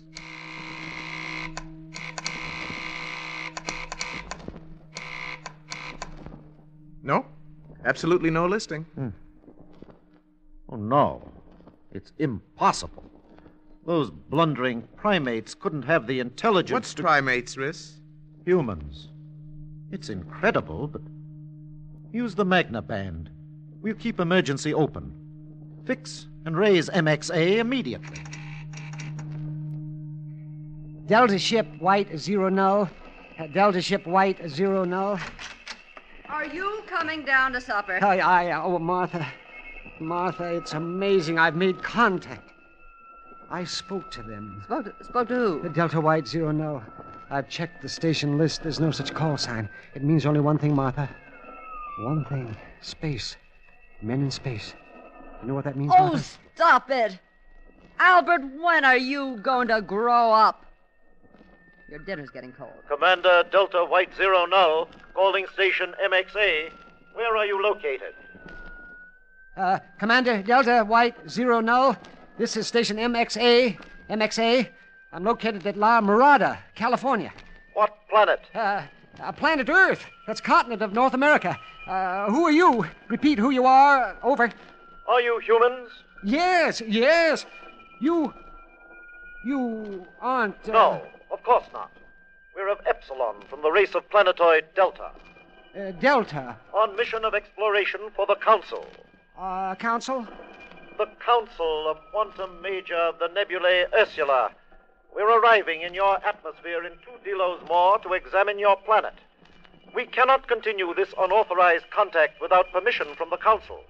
If granted, we will raise contact again at your earliest flight time tomorrow. Oh, did you hear that, Martha? Did you hear? Are you or are you not coming down to dinner? Oh, I've done it. Out there in space is another intelligence, another race. And I've made contact. For the last time, are you coming down Martha, for dinner? listen, I've made one of the most important discoveries of the century. The first contact with another world, another people, or something. Think what it'll mean for civilization. Think what they'll bring. Maybe a whole new way of life. It's just another one of those radio amateur friends of yours playing a joke. No, Martha, that's impossible. The frequency's completely outside the UHF band. No station could even reach the range, much less transmit speech. Oh, yes, tomorrow I can ask questions now. I can find out more All right, about that. now, I've stood enough. I've watched you wreck job after job with your silly crackpot ideas. I've been hoping that you'd come to your senses. But you heard, Martha. I've It put isn't up with this pile of junk long enough. If you don't come to your senses once and for all, I'm through with you. Oh, but Martha, I'll now give you 5 minutes more to wash and get downstairs, or I'm through, Albertana. I mean it.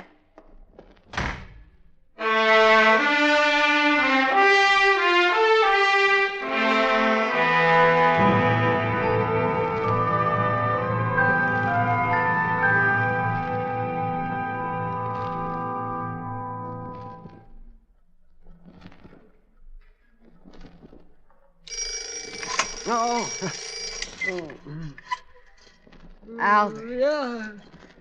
Wake up, Albert. It's 7. Oh, yeah. Oh, I'm kind of 7. 7. Oh, yes, of course. Hurry up and get showered, or you'll be late. Of course. Oh, I mustn't be late. Oh, my. Let me see now. Early light time. Early light time. Oh, I hope I'm not late. Where are you going? He said he'd make contact early, late. Light time. Don't worry about breakfast, dear. Just fix some coffee. You're getting showered and dressed now. Now, do you hear me? You know what the principal said the last time you were late. Martha, I'm not going to school. Yo. Oh, I can't. Don't you understand, dear? Today I'm going to contact Delta White Null. In fact, I'm going to contact him right now. You mean to tell me that you're risking your job for that crazy... Oh, Martha, it's not crazy. Nobody on this earth could have transmitted on that frequency. There's only one explanation. All right. I can see that there's only one solution to this. And you've asked for it. Martha, don't. Martha, stop. What are you going to do? Martha! Get away from that door. Martha, By the please. time I finish with this place, get out of my way. All you'll need is a broom. Martha, stop. Stop it, I say, Martha. Now, then. You listen to me for a change. For 14 years, I've been teaching sniveling little monsters to blow themselves up for less money than a garbage collector. And for 10 years, I've listened to you nag me out of any sort of manhood. But if you lay one finger on that equipment or come in this room again without my express permission, I'll kill you.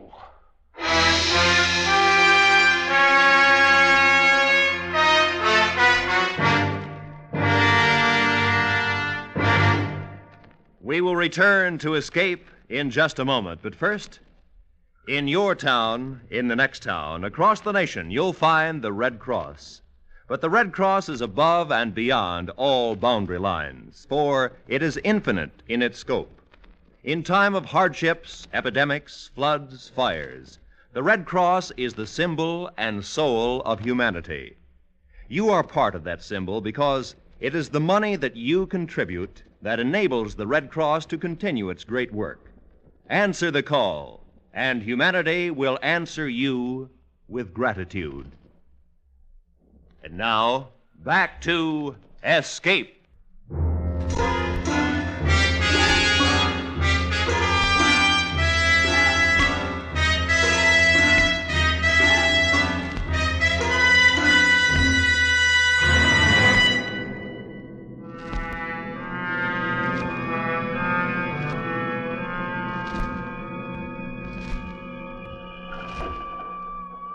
XA calling Delta White 0 null. Station MXA calling Delta White 0 null. This is Delta White 0 null to station MXA. Can you read us?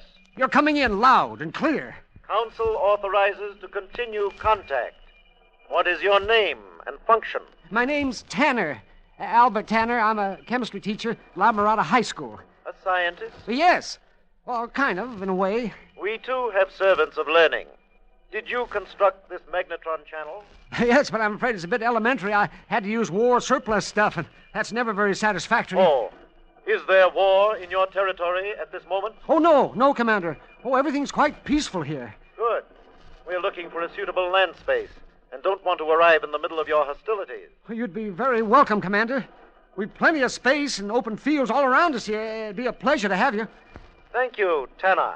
You're welcome, Commander. Might I ask, what is the position of your planet? Planetoid Delta is 5 light years behind the summer solstice. I'm afraid I don't understand that. In elementary mathematical formulae, its gamma is to the power of epsilon to the 7th vector. Oh, of course. Yes, of course. Now, how is it we haven't observed your planetoid before? I couldn't find you on any of our star atlases. We're exactly opposite your sun. This would make observation by ordinary optical instruments impossible. But with our magnetic electroscopes, we're able to filter out the sol rays and observe you perfectly. I see. Oh, I see, Commander. When do you expect to arrive? By your time, late in your so-called afternoon.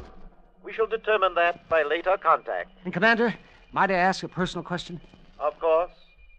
What do you, what do you look like? Like all members of the race Delta of the nebulae Ursula, of course. Is there any other way to look?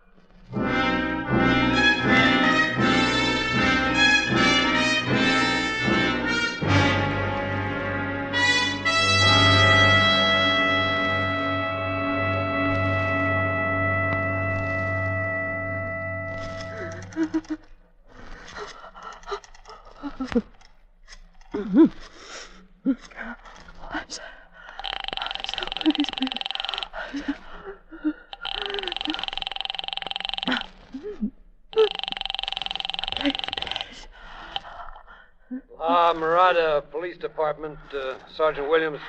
This is Mrs. Tanner, 35 Crescent Heights. My husband just made contact with a Delta Zero something in space, and they're going to land this afternoon. Oh, would you say that a little slower, please? I said that the men from space are going to land this afternoon. I heard my husband talking to them. You've got to send some policemen out here, because I'm afraid... Oh, yes, ma'am. Now, take it easy.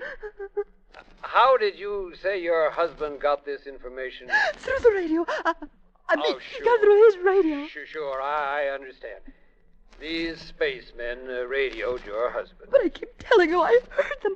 The door was open. I could hear them very distinctly. Oh, please, you've got to send help. Yeah, this sounds like a matter for the Army, Mrs. Tanner. Why don't you call them? Oh, but I don't see why I can't go.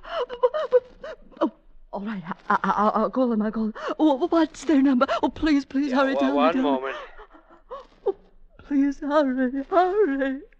Are you still there? Please. It's Mirada 4637. Yes, thank you.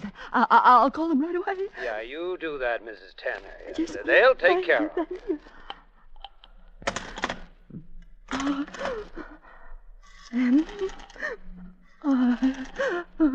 4, 6, 3. Oh, no.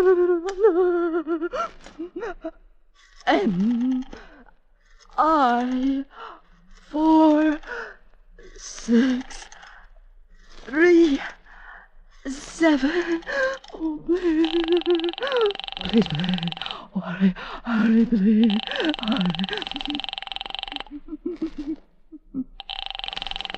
Oh. U.S. Army, Camp Reynolds. Can I speak to somebody in charge, please? It's urgent. It's very urgent. What's it about, please? We're being invaded by Delta White. I mean, it's spaceships that are coming. Hold the line, please. I'll give you the duty officer. Are you still there? Officer of the day, Lieutenant Jacobs. My name is Mrs. Tanner, Mrs. Albert Tanner, 35 Crescent Heights. Now, please, you've got to send soldiers out here right away. My husband is talking to them. Oh, that's interesting, Commander. How long you been in space? By your time, 5 months. But remember, our speed is twice the speed of light. Uh-huh. Do you use atomic energy? Discarded in our bleak age.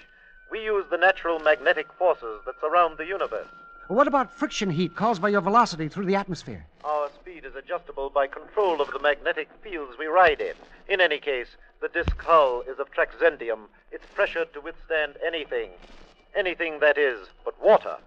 But water. But everything in nature has water. Even the human body is 80% water. What? You have water in your body? Yes, it's in different forms, say such as blood or sweat, but it's still water. Thank you for warning us. What's wrong with water? To humans, apparently nothing. But to our life form, water is a deadly corrosive. But our atmosphere contains water. We know, and have sufficient exterior protection for the moisture of your atmosphere. Did you say your habitation was inland? Yes, you're perfectly safe, sir. We're over 100 miles from the nearest ocean or river. Now, if you will follow my carrier signal down to the landing, you'll be all right. Thank you, Tanner. I'll report your assistance to the council. Do you think your authorities will object to our visit? I'm sure they won't, sir. They'll be honored. We'll all be honored. Listen, the man. I mean, the man, or is this a joke? Are you or are you not going to help? Mrs. Tanner, the CO's away for the weekend, and I've got an appointment. Can't it wait till Monday? Look, either you send help right away, or I'll send a report of your conduct to my congressman with a copy to your commanding general. Yes, Mrs. Tanner. I'll be over.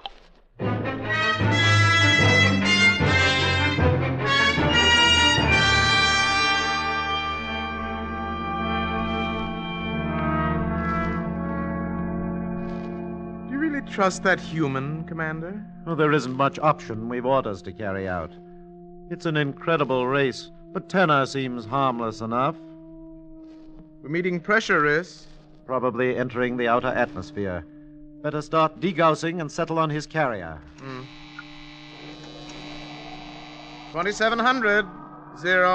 02. No change.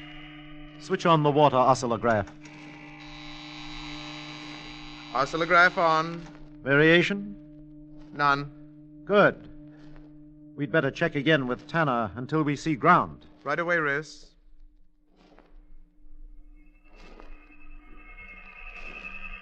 Delta to MXA.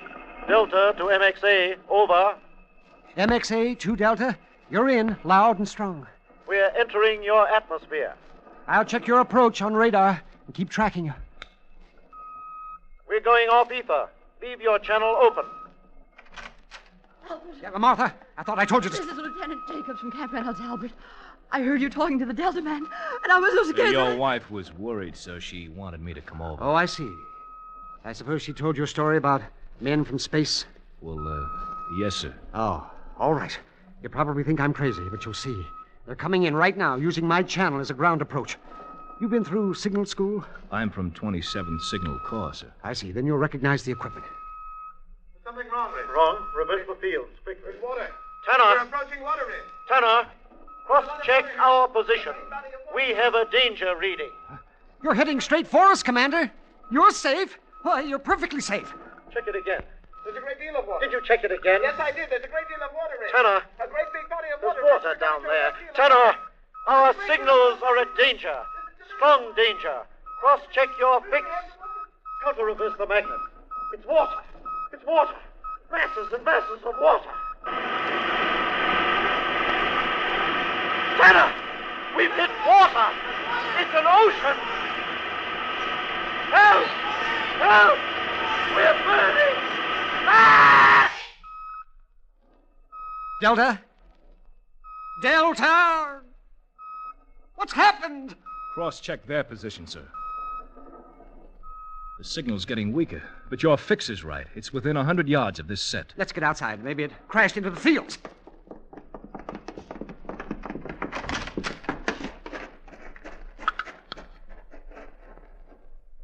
Where is it?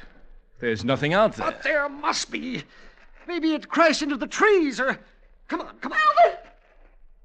Albert!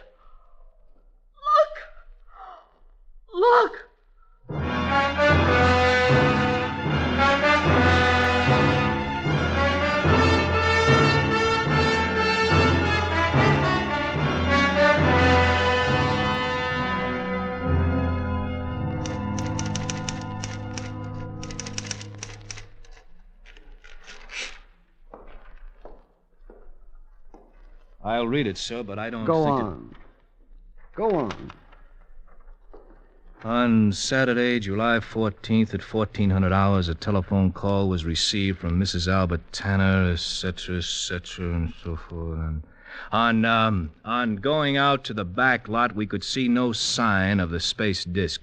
Our attention was then drawn by Mrs. Tanner to the fish pond from which steam could be seen rising. On inspecting the pond, a small circular object approximately 8 inches in diameter could be seen floating on the surface. On attempting to retrieve the object, it disintegrated as if attacked by a powerful corrosive. End of report. Well, you forgot about the men inside. You've got to say something about their size. We never saw them, Mr. Tanner. Well, what do you do? Don't do that!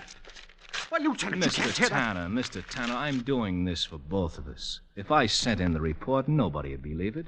It's better this way. No! It's the truth! You saw it happen. Why, you know it happened.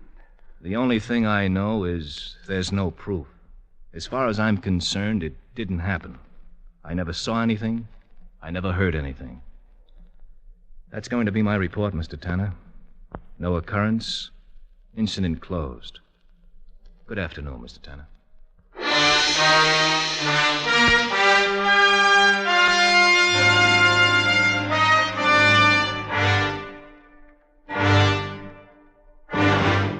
Under the direction of Anthony Ellis, Escape has brought you The Invader by Michael Gray, starring Howard McNear. Fay Baker was heard as Martha, with Edgar Barrier as the commander. Featured in the cast were Paul Frees, Peter Leeds, Bill Bissell, and Leroy Leonard. The special music for Escape is composed and conducted by Leith Stevens. Next week. You are alone on the deck of a stinking convict ship, becalmed in a yellow fog, while somewhere in the dark below you, free from the cells that held them, is a deadly band of murderers seeking out your life. So listen next week when Escape brings you Weston Martyr's exciting story, A Sleeping Draft.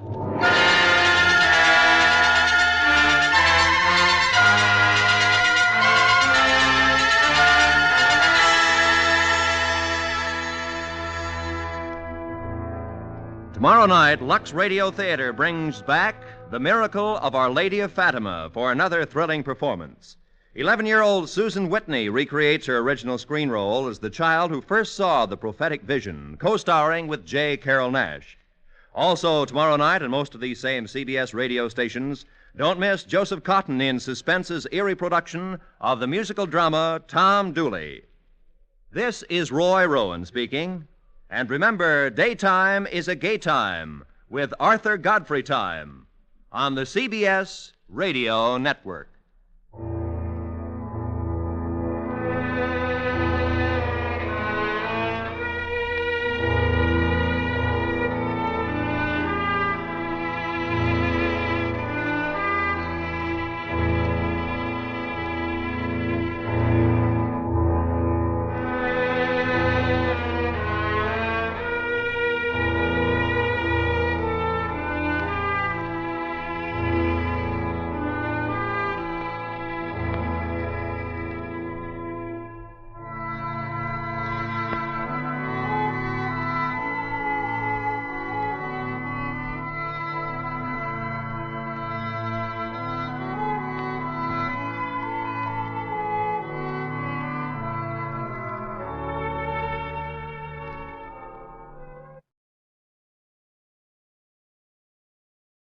You, finding life rather dull, dreaming again of exotic places, wishing you were somewhere else? We offer you Escape.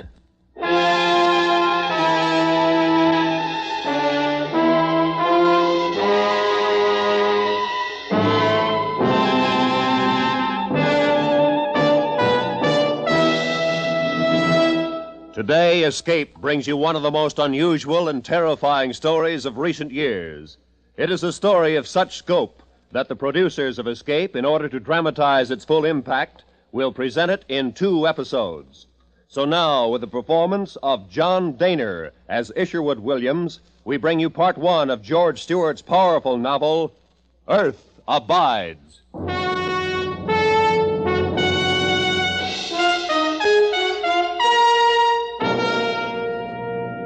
If a killing type of virus strain should suddenly arise by mutation, it could, because of the rapid transportation in which we indulge nowadays, be carried to the far corners of the earth and cause the death of millions of people.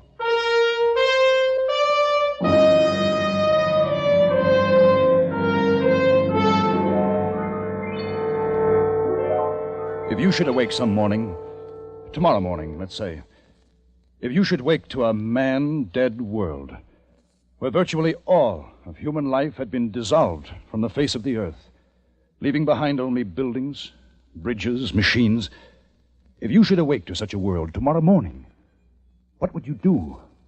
Where would you go?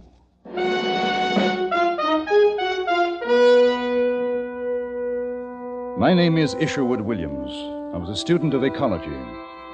I was in the Northern California wilderness gathering specimens of rock, plant, and animal life. I was alone and had been for a month. Climbing up to a sharp ledge one day, I felt a sudden sharp pain in my extended right hand.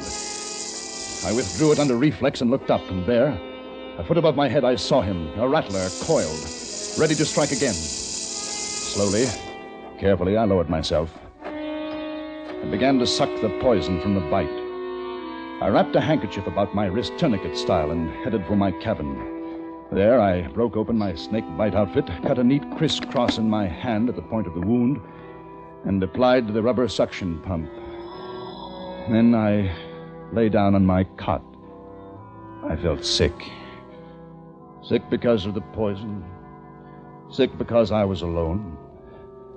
I was weak. In a few moments, deep, warm blackness closed in about me. I don't know how long I was unconscious, but I was awakened by the door. Harry? Harry, look here. This one's still alive, I think. Hello. I'm glad you came. I'm sick. He's still alive, all right. Don't go near him. Come on, let's get out of here. No, wait. I'm sick. Come back. Why? Why did they leave me when they knew I was sick? What were they afraid of? I tried to stand. My knees were like sponge rubber. But finally, I was able to stumble to my chest of drawers. And then I saw the hammer, my rock hammer, resting on the top of the chest. And it suddenly became the most important thing in the world to me. If I can lift this hammer, I told myself, I will live. I wrapped my fingers about its handle, and I lifted it slowly, then let it down. I breathed a sigh of relief. I would live.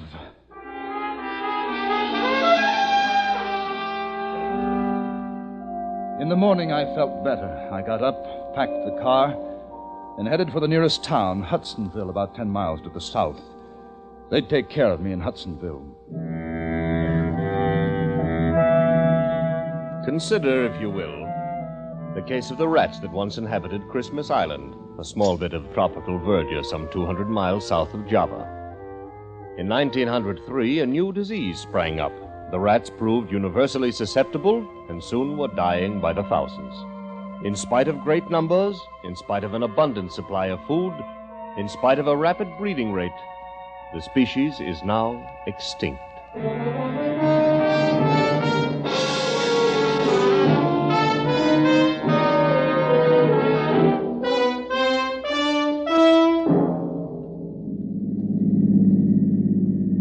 Hudsonville.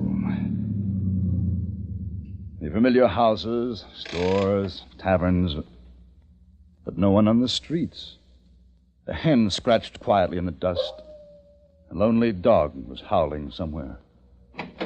I got out of the car and walked into a little restaurant. The place was empty. Hey. Is anybody here? Hey! Silence. Deathly silence. On the counter, I saw a newspaper. Flipped it open. The headline... Crisis. Acute. I read the story, a dispatch from Washington. The federal government is herewith suspended as of the emergency. All officers, including those of the armed forces, will put themselves under the orders of any functioning local authority by order of the acting president. Front page, column 3. The West Oakland Hospitalization Center has been abandoned. Its functions, including burials at sea, are now concentrated at the Berkeley Center. Keep tuned to your radio. The radio. The radio in my car.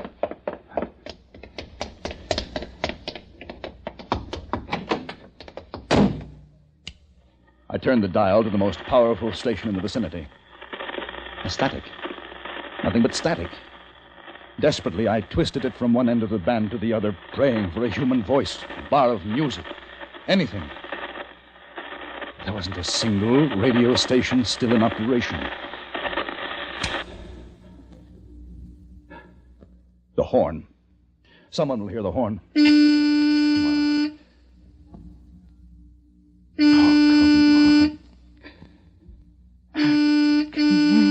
No.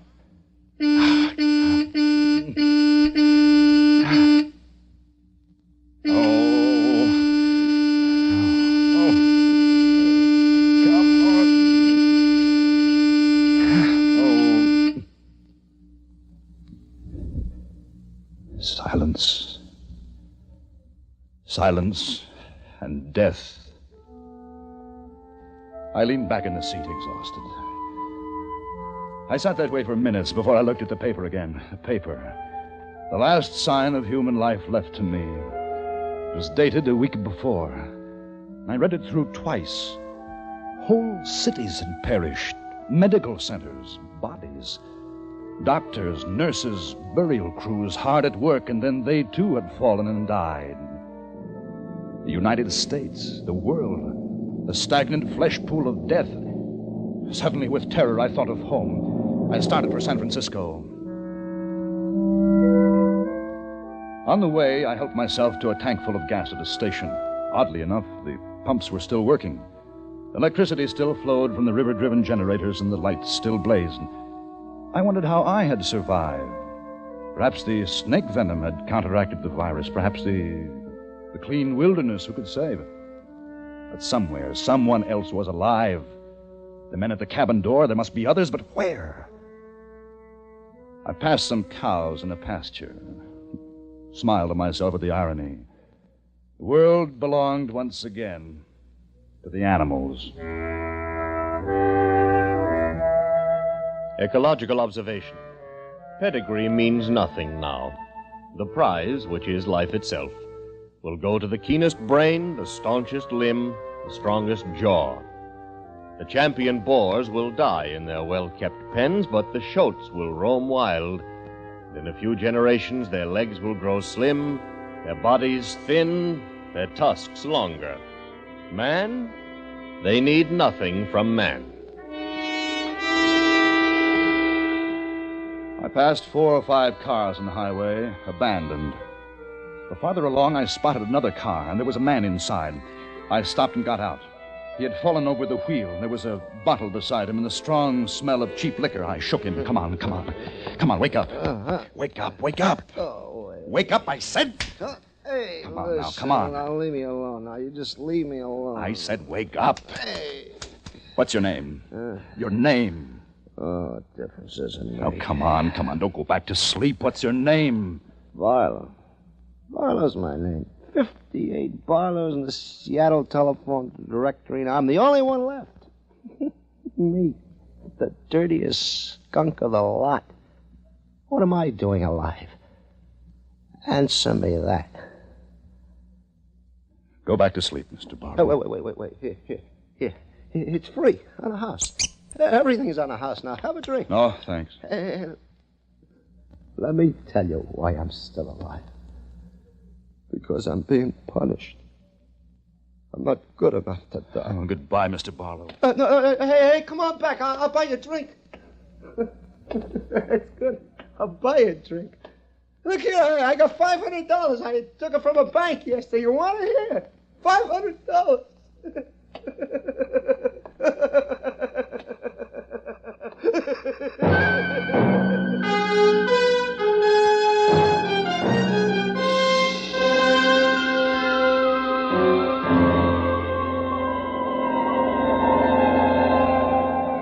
San Francisco. The mute, dead city of San Francisco. A naked forest of concrete with its empty streets, its ghosts of newspapers blowing across alleys. I crossed the Bay Bridge, stretched over the blank water. A single car, coupe, parked in an emergency recess, was its sole possessor now. The Bay Bridge. A final monument to the greatness that had been mankind.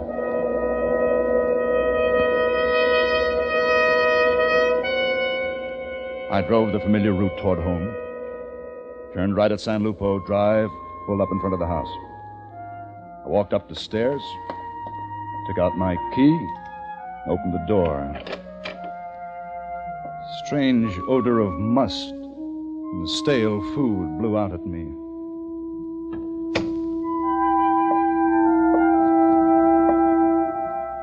Mom? Dad? Mom!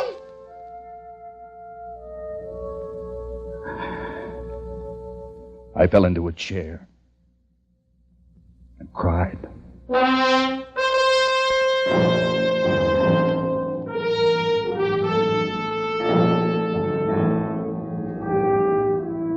Observation. The desert and the wilderness began a long time ago. Men came only in the latter centuries. They camped at the springs and wore faint trails through the mesquite bushes. They laid rails, strung wire, paved long, straight roads. After a while, men were gone, leaving their small works behind them. In 1,000 years, at a conservative estimate, man will be a forgotten stone in the jungle.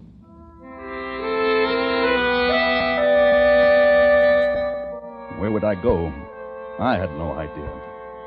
I only knew I had to keep going. Change of place was my only comfort now, the only way I had of convincing myself that there was still life in the world.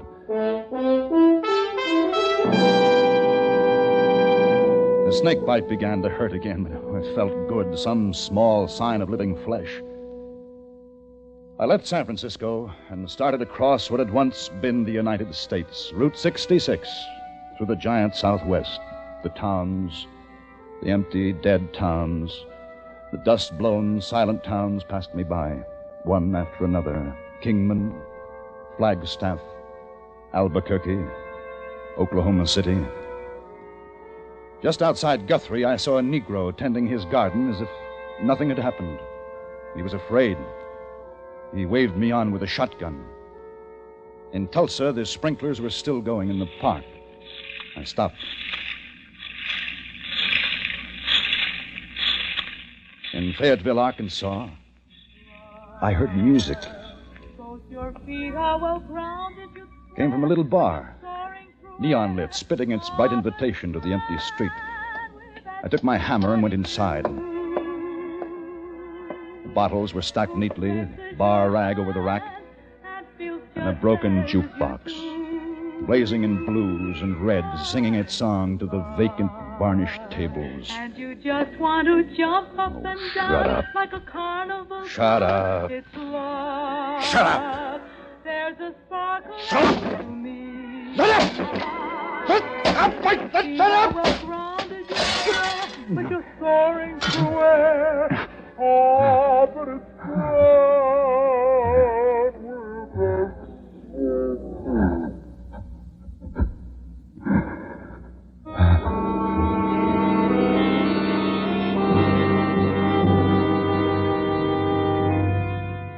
I slept in the best auto courts of the most luxurious hotels. I slept and ate from the leavings of 150 million people. All the wealth of America had been bequeathed to me. All its wealth and its death.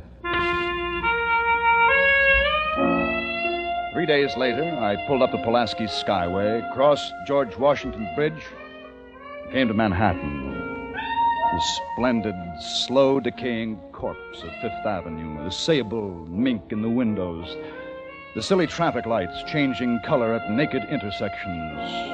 Manhattan, soulless and dead. Stretched out between its rivers, the city will remain for a long time. Stone and brick, concrete and asphalt, glass. Time deals gently with them. A window pane loosens, vibrates, breaks in a gusty wind. Lightning strikes, loosens the tiles of a cornice. The shade trees on the avenues die in their shallow pockets. Bats fly from the 59th floor. City dies slowly. In the afternoon, I saw smoke from a chimney in the Bronx. I drove to the house, a small house, and knocked on the door. I heard footsteps. When the door opened, I saw a little, bald man with a broad smile, holding a handful of playing cards. Milt Carson. How do you do? Come on in. You're in time for supper. Well, thanks. I just ate. This is Mrs. Carson. How are you? Won't you sit down? Thanks. Where are you from? California. I had a relative there. We're just finishing a hand of gin. Say, look here. Isn't that a beauty? Oh, the television set? Yes. Yeah, it's beautiful. It's a combination radio, television set, radio player. I'll bet it even does the washing. It took us 2 days to get it up the steps from the radio store. I always wanted a set like that. Yes, but there's nothing on the air. Sir, always wanted a set like that. Jen, there you are. I owe you $10,000. Well, give it to me tomorrow. There's a busted window at the Chase National. All the money you want. I carry $50,000 with me all the time just to be on the safe side. Of course, you can't buy anything with it now, but sure feels nice to carry around. How about some salami? No, thanks. I just ate. Oh, yeah. Say, do you like canasta? Not much at cards. Oh, canasta I could teach you. It's simple, like rummy, but a little different. What I was wondering was, why don't you stay here? Got everything you'd want right here in the Bronx. Need a coat for the lady, break a window at I.J. Fox. You should see some of the diamonds I got Mrs. Carson at Tiffany's yesterday. Beauties. Hey, where are you going? I've got to get started. Well, where? There ain't no place to go. Lots of luck. Well, thanks, but I wish you could stay with us. No, thanks. Goodbye. Oh, the scavengers.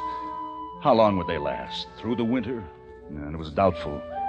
There'd be no central heating. Even breaking furniture in the fireplace wouldn't keep them alive.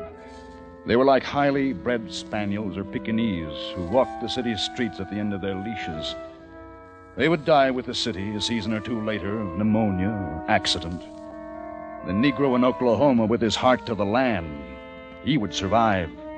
Milt Carson and his new wife, no. They were waiting for death at the card table.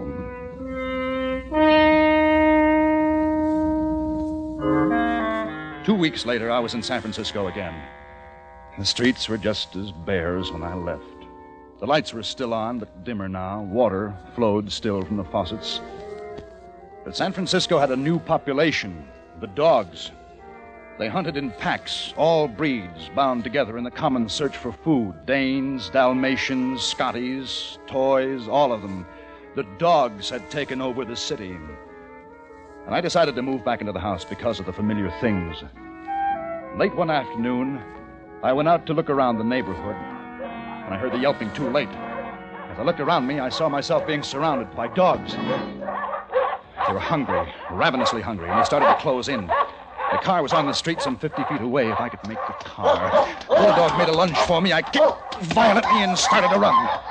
They were after me, some of them running at my legs. He reached the car, opened the door, and slammed it. They climbed to the window, baring their fangs, their red tongues wet with hunger. But I was safe.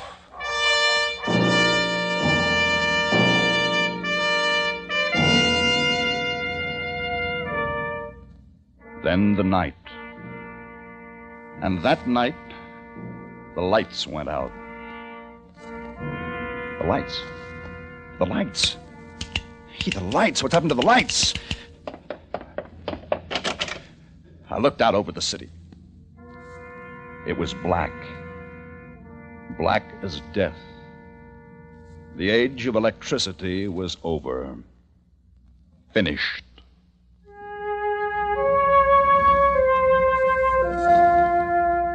There were candles. Mom kept them for ceremonial occasions in the buffet, and I found myself hoarding matches and flashlights, candles, piling them up in the corners. There was only night and day. Time had lost its meaning. And I had food and clothing. And then I had books to read. The Bible. And I read the Bible. Let him kiss me with the kisses of his mouth, for thy love is better than wine.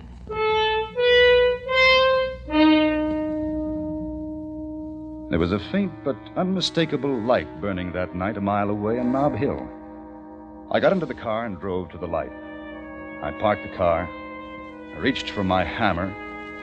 In the window, a shadow moved.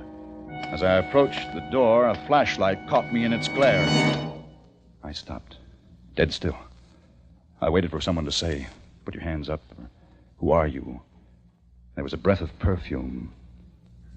That's a nice car. Oh, I can pick up a better one on any street corner. Come on in.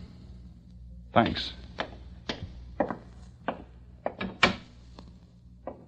How about some coffee? Sounds good. How come you didn't find me before this? I just saw the light tonight. I decided to investigate. I saw your light lots of times. Oh? You live down on San Lupo Drive. Well, why didn't you come in? Woman's pride. Man's supposed to come after the woman. Uh-huh. That was before. There are no rules now. No, but they're habits. Want yours black? Yeah, black's fine. I don't want you to think you're the first one I've met. There were 5 or 6 others. They saw the light and they came in. They had coffee and I sent them on. What about me? I don't know you. Well, I'm clean, well-educated, healthy, young. Those are the good things. I dislike turnips, canned beans, stupid people. What's your name? You'll laugh. I would laugh. What's your name? Isherwood, my mother's maiden name. Everybody calls me Ish. Well, mine's Emma. Emma and Ish. Nobody's going to write any love songs with that combination. No. Don't imagine they will. I like you. Coffee will be ready in a minute. Emma, will you come and live with me? I don't know you. What is there to know? That I like you, you like me, that we're both alone. Emma? What? Emma? Yes. Good. Ceremony. There ought to be some kind of ceremony. Have you a Bible? Bible? On the mantel. I've never used it. I just had it. Here. Give me your hand. Now, we shall be together always.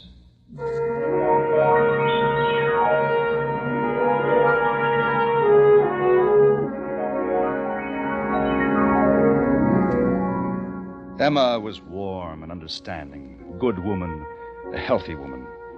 Soon there was a baby to be born. I had read some books, but I couldn't read enough. I stood by her during the night and tried to help. When the morning came, we had a son, the first born since the great disaster.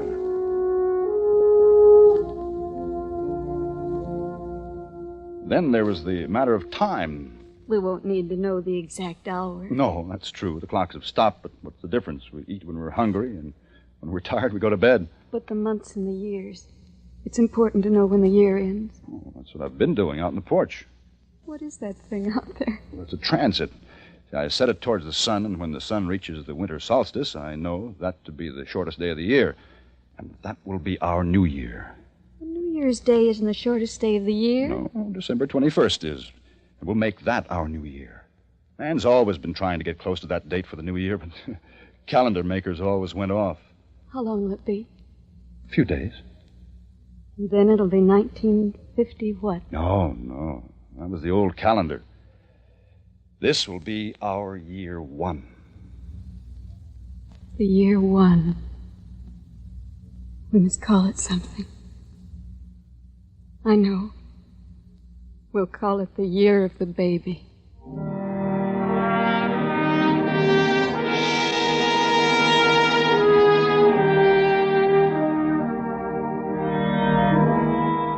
The new life began around the simple problems of Emma, myself, and the baby. The day came when the sun reversed its path. I took my hammer and a chisel. Emma and I had found a tall, smooth rock in what had once been a small public park. In the rock, I carved the figure 1. The new beginning, I said to her. The rebirth of man. In the year 2, the rats came. San Francisco was overrun with them. They had broken into most of the grocery stores, torn open the cartons, gorged themselves, and gave birth to more rats. They multiplied by the hundreds and then the thousands. Rats, the carriers of deadly bubonic plague. Come quick, they're getting in. Where? Here. And shoot through the door. Now, get me that kitchen chair. Hurry now, hurry. Here. They're going to the bedroom toward the baby. Now, hold the chair against the opening. I'll nail it later. The baby! The baby! I rushed into the bedroom, taking my hammer with me. There were 2 of them, tremendous rats. I stationed myself at the crib. One came toward me, unafraid, for the fear of man had been bred out of them. And I flung the hammer at him. I missed. The rat leaped up into the crib. I threw a blanket over him and flung him to death on the floor. Then I picked up the hammer and threw it at the other one.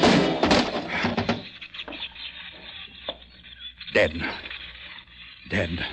But that was just 2 of them. Outside, I could hear hundreds squealing, their tiny feet scratching at the walls. How long would it be before they destroyed us? Man was gone now. This was the age of the rats.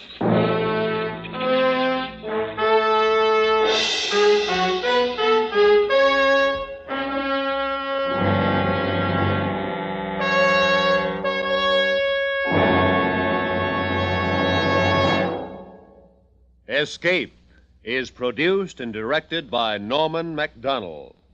You have just heard part 1 of Earth Abides by George Stewart, specially adapted for Escape by David Ellis. John Daner was starred as Ish, with Larry Dobkin as Dr. Stanley, and Peggy Weber as M. Featured in the cast were Michael Ann Barrett, Parley Bear, Ron Brogan, Paul Frees, and Lou Krugman. The special music for Escape was arranged and played by Ivan Ditmars. Next week, Escape will bring you the second half of Earth Abides, truly one of the most gripping and terrifying novels of recent years.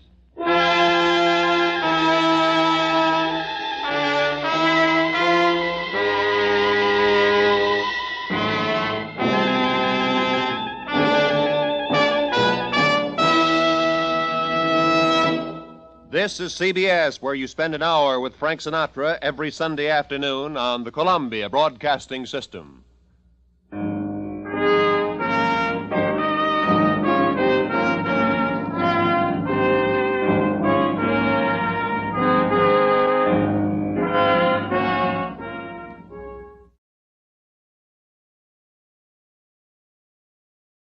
You, finding life rather dull? Dreaming again of exotic places? Wishing you were somewhere else? We offer you Escape.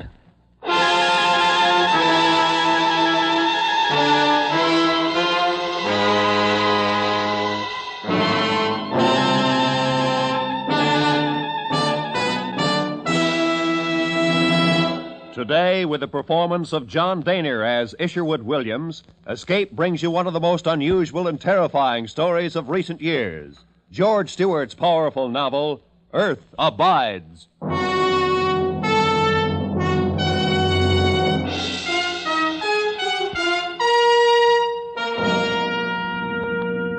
If you should awake some morning, tomorrow morning, let's say, if you should awake to a man-dead world where virtually all of human life had been destroyed from the face of the earth, leaving behind only buildings, bridges, machines, if you should awake to such a world tomorrow morning, what would you do?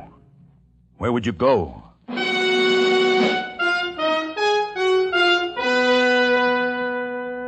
This is the year 3. My name is Isherwood Williams. It's 3 years since I returned from the lonely mountain country of Northern California to find that mankind had virtually vanished from the earth. Some unknown virus had scourged him from his high place among animals. His great cities were tombs. His entire civilization was crumbling. I toured the emptiness that had once been called America. From the silent towers of Manhattan to the Golden Gate Bridge, I saw in all 10 human beings still alive.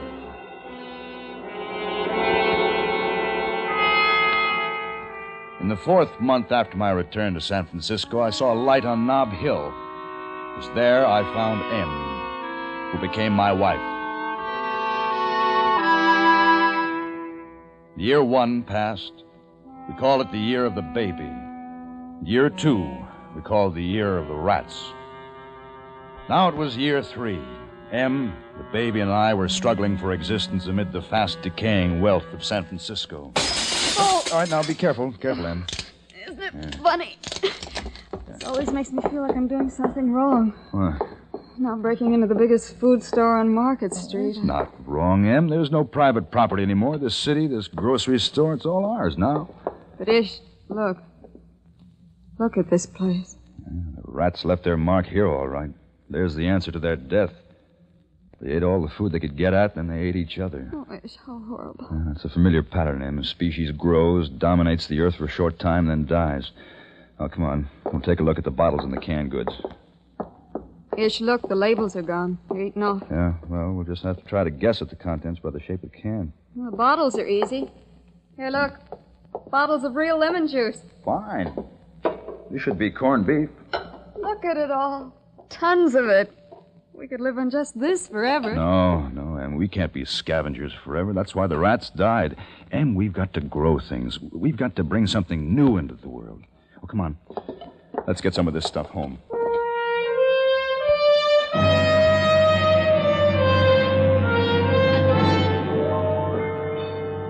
During that year, Em and I found whatever we needed for ourselves and the baby in the empty, silent stores of San Francisco. We lived on the spoiling supplies of 1 million people. One evening, just after dusk, I suddenly noticed a strange, wavering glow in the sky over the downtown area of the city. I called Em to the window. There was a smell of smoke in the air. Fire, Em! Ish. San Francisco is on fire! Ish. Isn't there something we can do? No. If there were, must be 3 square miles of flame. What started it, do you suppose? We'll never know. Oily rags in the basement, some gasoline explosion. Could be any one of 1,000 causes. Will it reach the house? No, I don't think so. Wind's blowing it away from us. It'll burn itself out in a day or 2. We'll come away from the window. Em. Em, do you smell gas? I don't know. Smells like it to me. Open the door to the hall. Yeah. Hey. Hey, the hall is filled with it. Hey, we've got to get out of here. Gas line must have burst. One spark and this place will blow up like a bomb. Baby, I'll get the baby. All right. We'll be safe from the fire escape. Hurry, Em. Here, I'll take the baby. Be careful. Now just hang on to the rail and I'll walk slowly. Now, come on. We started down the fire escape. In the distance, the flames were gutting the heart of the city. Parts of Chinatown were already gone. Kept going down to street level, and then we started running. Any second, a spark could blow the building to dust, and we ran, our breath tearing in our throats. Back against the wall, Em. The shock wave.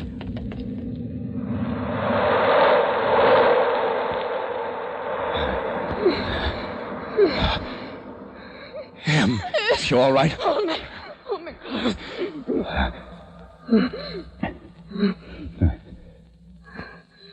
It's all over him. We're going to be all right.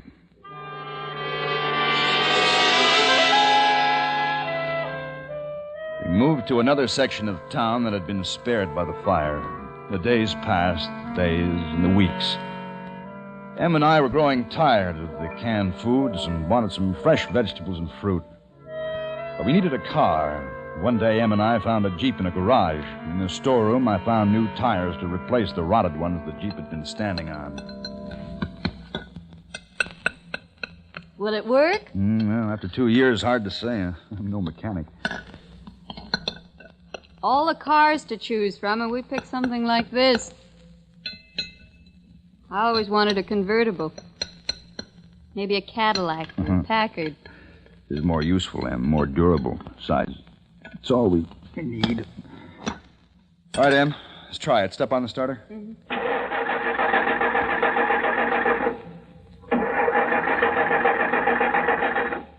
No. All right, now try it. Ooh, come on. Come on, start. Oh.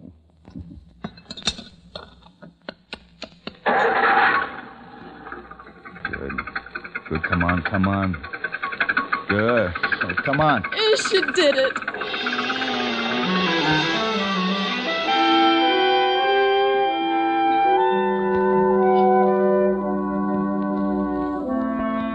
One night, several months later, Em shook me awake. Ish.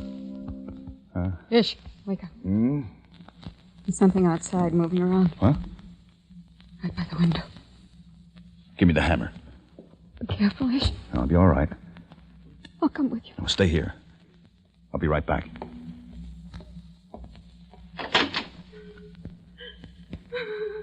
Who's there?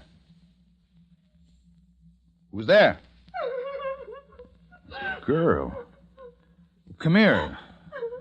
Oh, I won't hurt you. Come here. What are you doing?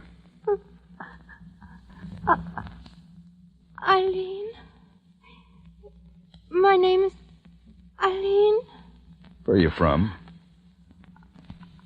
Eileen. Hungry.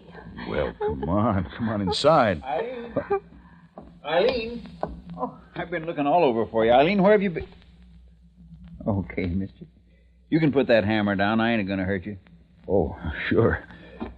Well, come on inside. Em, somebody's here. Just Eileen and me. She's my adopted daughter.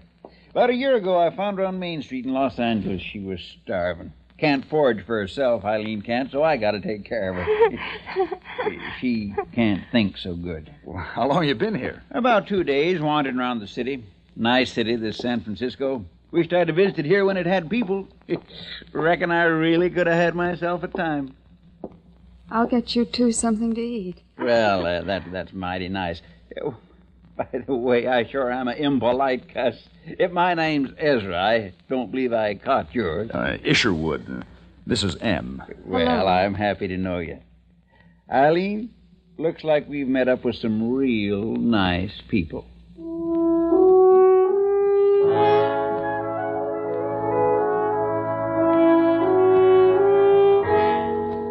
Ezra and his new daughter Eileen stayed with us, made their home in the house next door. Now the year 3 has passed. We called it the Year of Ezra.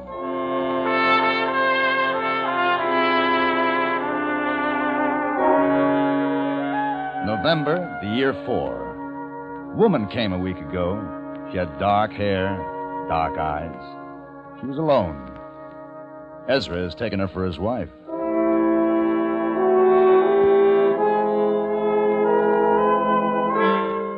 June 9th, the year 5, our second son was born this day. We named him Joey.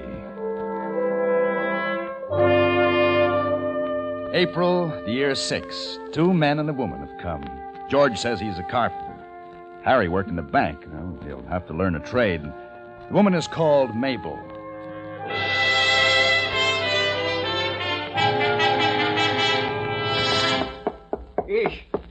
Ish, you better come with me. Well, what's the matter? The water. It stopped running in the faucets. Well, maybe it's just a broken pipe in your place. No, I checked, and it ain't just my place. I've checked all the houses around, and there ain't any water running in any of them. Maybe it's a water main under the street. I don't think so. You know what I think?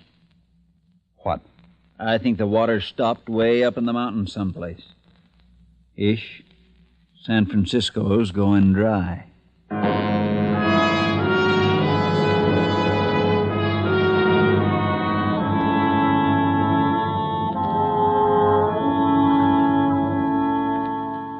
In 2 weeks, not a drop of rain. Ezra, we can't go on boiling the water forever. If we're going to live, we've got to get out of here. Yeah, but there's still all them canned goods. That's what's wrong, Ezra. We've been living off the old instead of building something new. Look, we've got to forget that water ran out of faucets and vegetables come in cans. We've got to start growing things ourselves. We will when the time comes, Yeah. I reckon. You better come quick. What is it, Em? Eileen, What's the matter with her? she must have been drinking polluted water. Typhoid.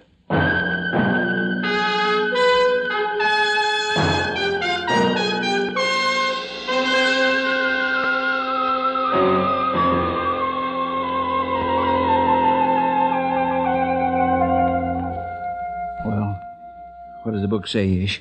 What are we going to do? Isolate the others. Mabel can nurse Eileen. What do we do for her? What's the treatment? Well, you can't shorten the disease, it says. All you can do is help make it less severe. Now, don't worry, Ezra. We'll do our best. Eileen, she's so helpless. She don't understand. Yeah, but you move in with us. If this thing spreads, it can wipe out all of us.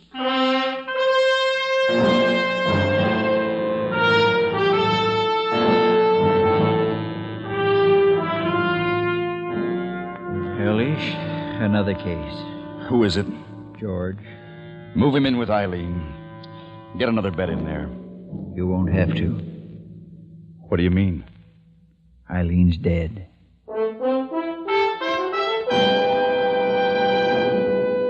This is the year 6, a year of disease and death.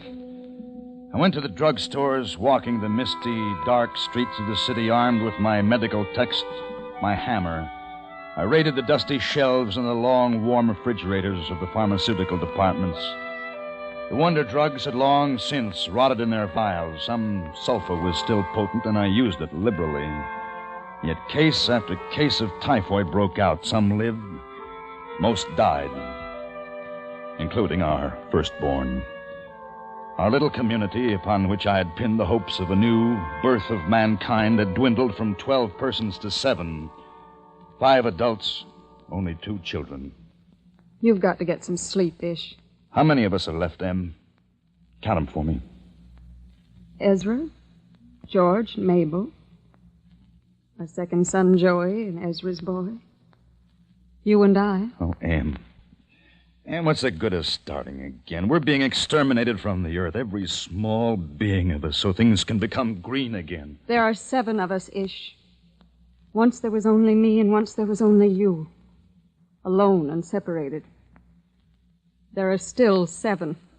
Oh, Em. Em, what would I do without you? Go to sleep. Well, you won't make the mistake a second time. Won't be any looking back. You'll forget the trains that used to run, and the tall buildings, and the soft food. We'll go back to the earth. Back to the earth, Em. Back to the earth.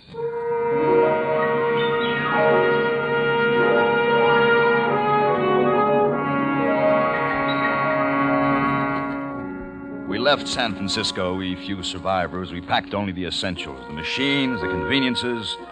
We left to the sun and the wind. From this time on, we'd work in the soil. The decay of the old times was behind us now. We went south and east until we came to a watered land, green with growing things. This would be our Eden. Here, without the memories of a dead people about us, we would begin mankind again.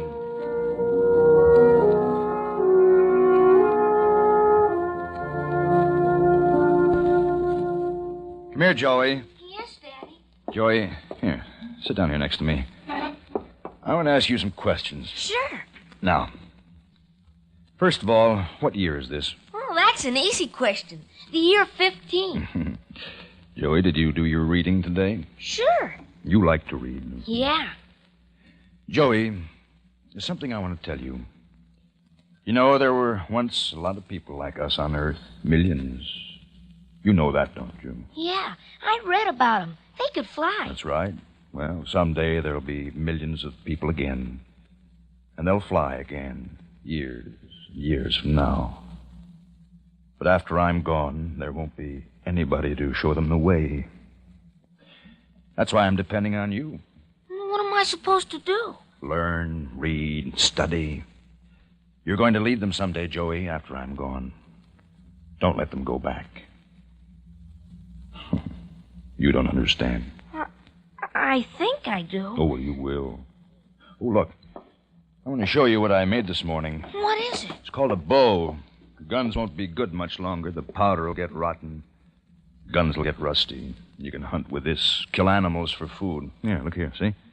I carved it out of willow. Then I strung strips of calf hide from one end of the bow to the other. And now watch this. See here, this is the arrow. That's fun. Let me try. All right, here. Like this? That's right. Now pull back. Hard. No. Hard. There. Now, let go. Boy, that's swell. Can I take it outside and play with it? Sure, but be careful with it. Hey, Billy, look what I got. Hey, Billy!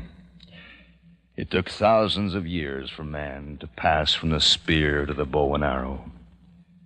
I've just done it in 5 minutes.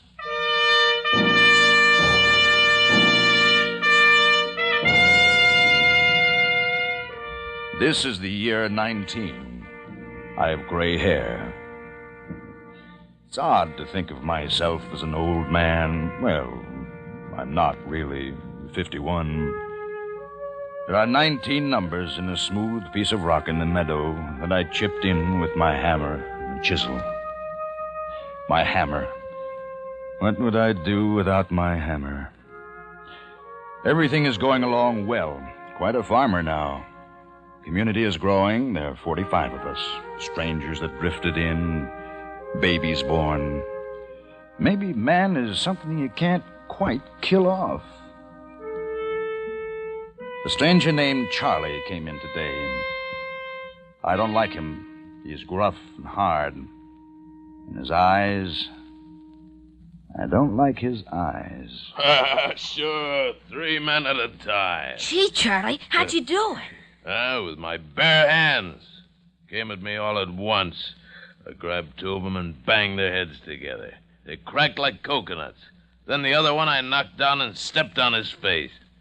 Wasn't much left of him after I got through. Gee. It's time for bed, Joey. Oh, can't he tell one more, Dad? Maybe some other night. Okay. Good night, Dad. Good night, Charlie. Good night, Joey. Will you come tomorrow night? Maybe. Great kid you got there. What did you do in the old times, Charlie?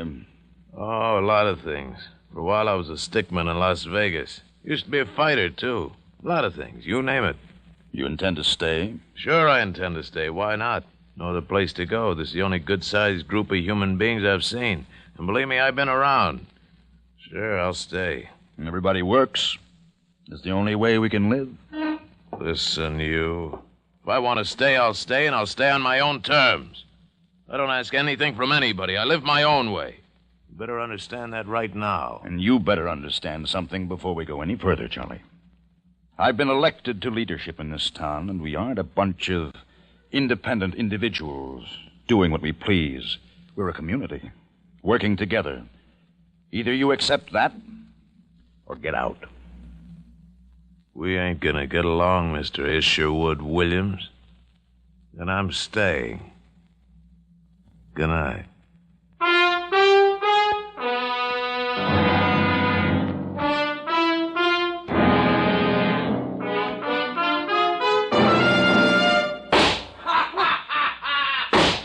Gunshots!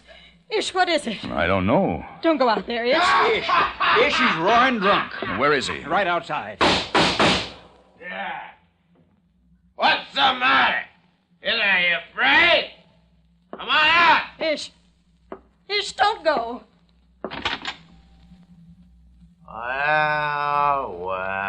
Well. The great Isherwood. Howdy, you Sherwood. Put down that gun, you crazy fool. Let go. Down. Let go of me, you.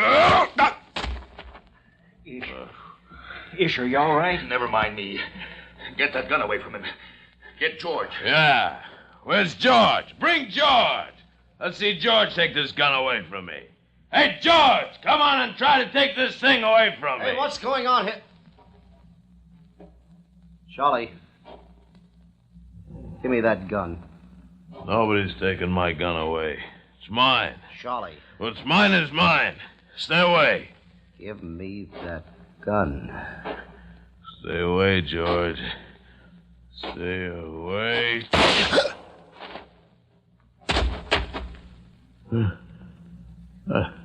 I told him to stay away. George. George! He's dead. All right, you. You've done enough damage with that thing. Hand it over.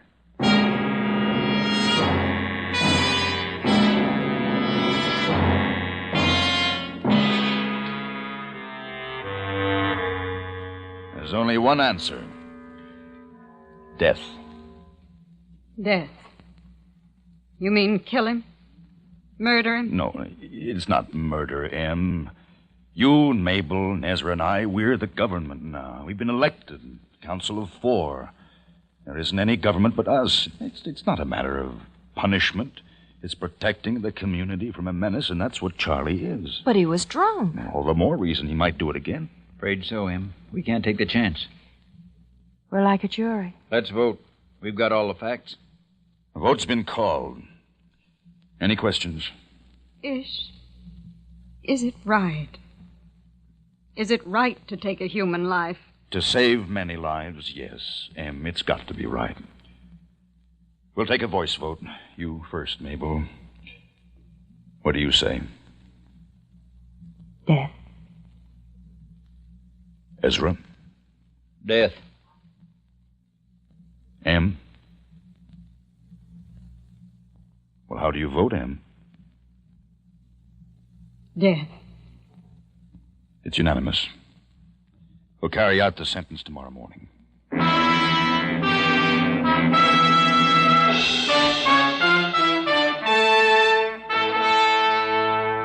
Council of 4 had made its decision. This was not killing in passion or rage or hatred.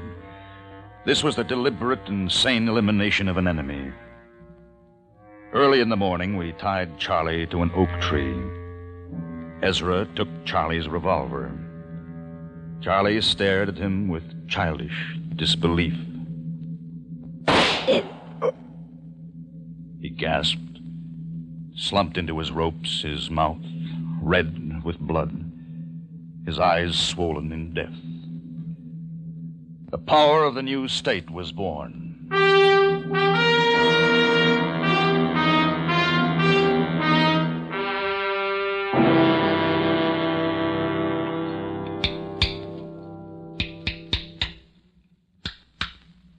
Grandfather? Is it the new year now? Yes, Carl. New Year. Here, carry my hammer for me. No. It won't hurt you. My hammer. Here. No, I don't want it. Why not? It's magic. Magic? My hammer? Aunt Phyllis says your hammer's magic. She says you're magic. Carl, it's just a plain, ordinary hammer. No. Carl, don't be afraid. No, it's magic. You're magic. Dad. Hello, Joey. Carl, go and play. Sure, Dad. Goodbye, Grandfather. Joey, what's the matter with them? They say I'm magic. My hammer is magic. You're a legend, Dad. You're the only one left out of them all. Ezra, George, Mabel, Mother M. All gone now. Only you. The hammer's a symbol. Symbol of leadership. Yes, that's the way things happen. You're the only one that's lived through from the old times. The only one. The only one. Joey. Yes, Dad? I'm old. Very old. And I can't see very well. Did I make the numbers clearly? Yes, Dad. 48. The year 48.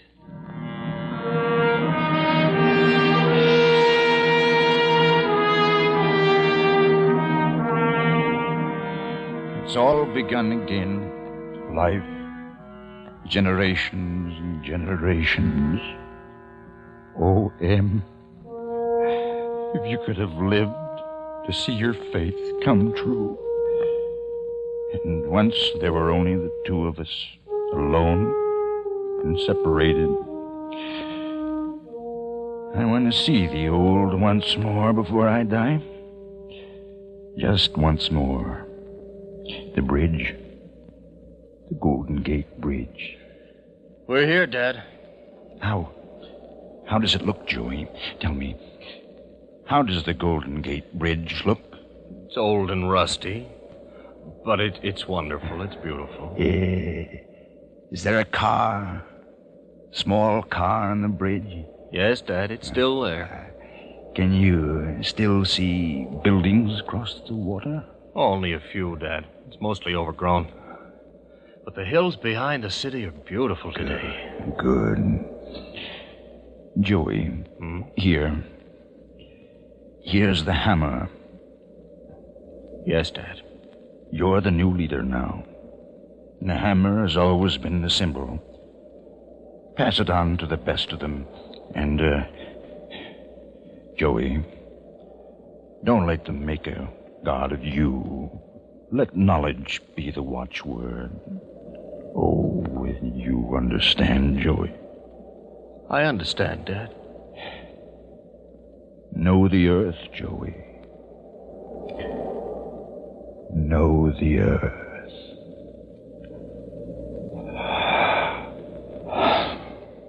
Dad.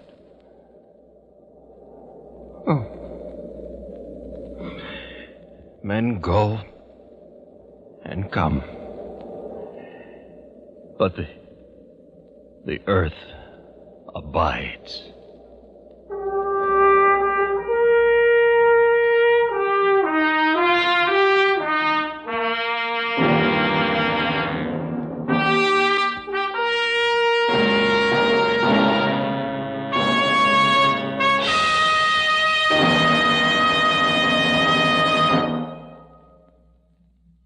Escape is produced and directed by Norman MacDonald. You have just heard Earth Abides by George Stewart, especially adapted for Escape by David Ellis.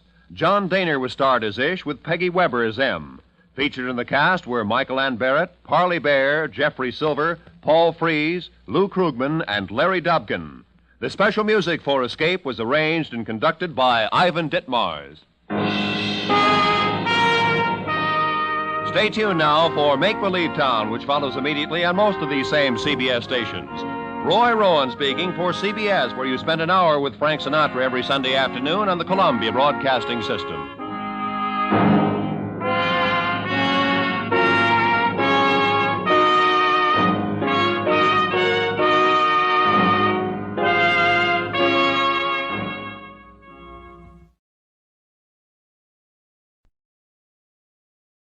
You, finding life pretty dull? Dreaming again of exotic places? Wishing you were somewhere else? We offer you Escape.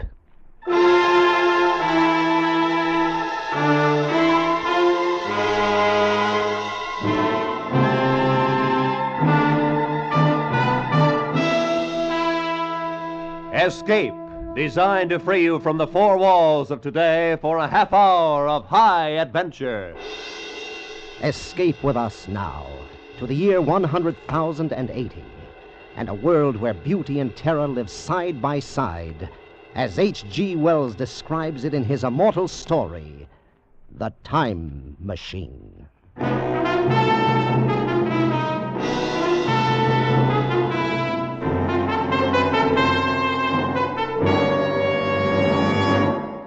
Dudley, you must be mad. A time machine. Yes, my friend, a time machine. This This thing? This very thing. This contraption? This framework made of quartz and bronze and ivory, with its levers and its dials and its seat in the middle. This is the result of 3 years' hard work. I promise you, Fowler, that on this machine a man can go wherever he likes in time. By working these levers, a man can choose his century, his year, his very day. Oh, really, old man. Time is only a kind of space. If we can move about in all the other dimensions of space, why not in time, too? It's impossible. Out of the question. Then what of the journeys I've already taken on this little contraption? I'm afraid you've been having a bad dream. You mean I've developed into a liar? Very well.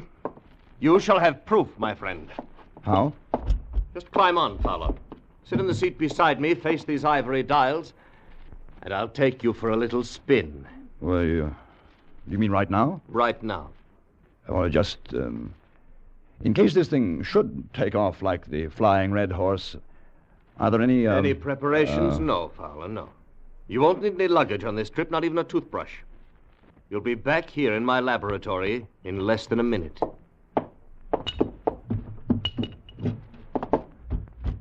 All right.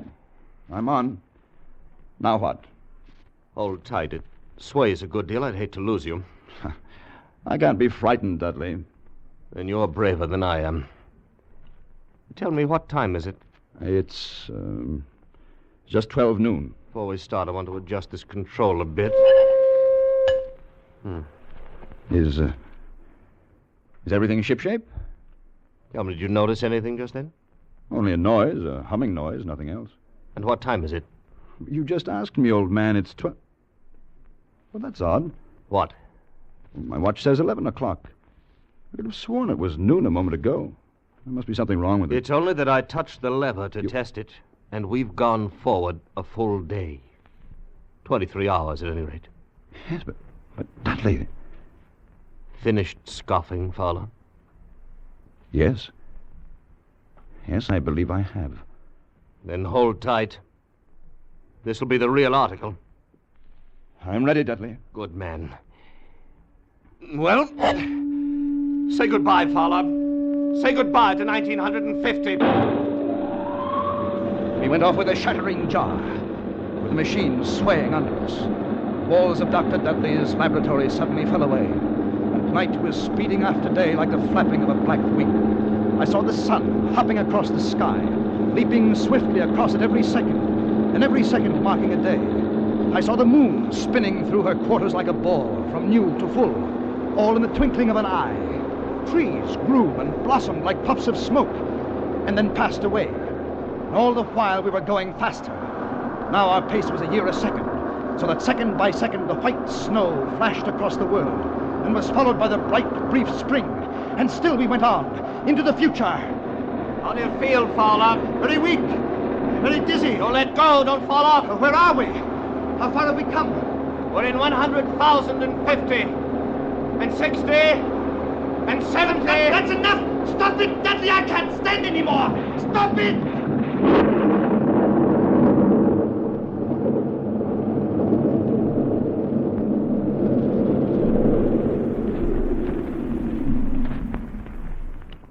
Fowler, you all right?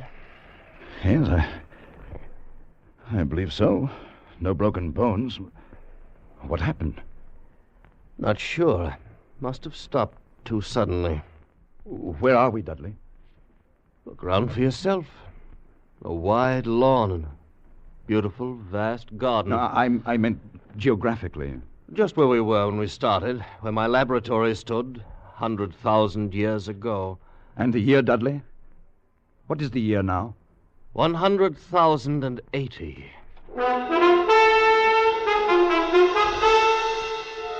It seemed absolutely incredible.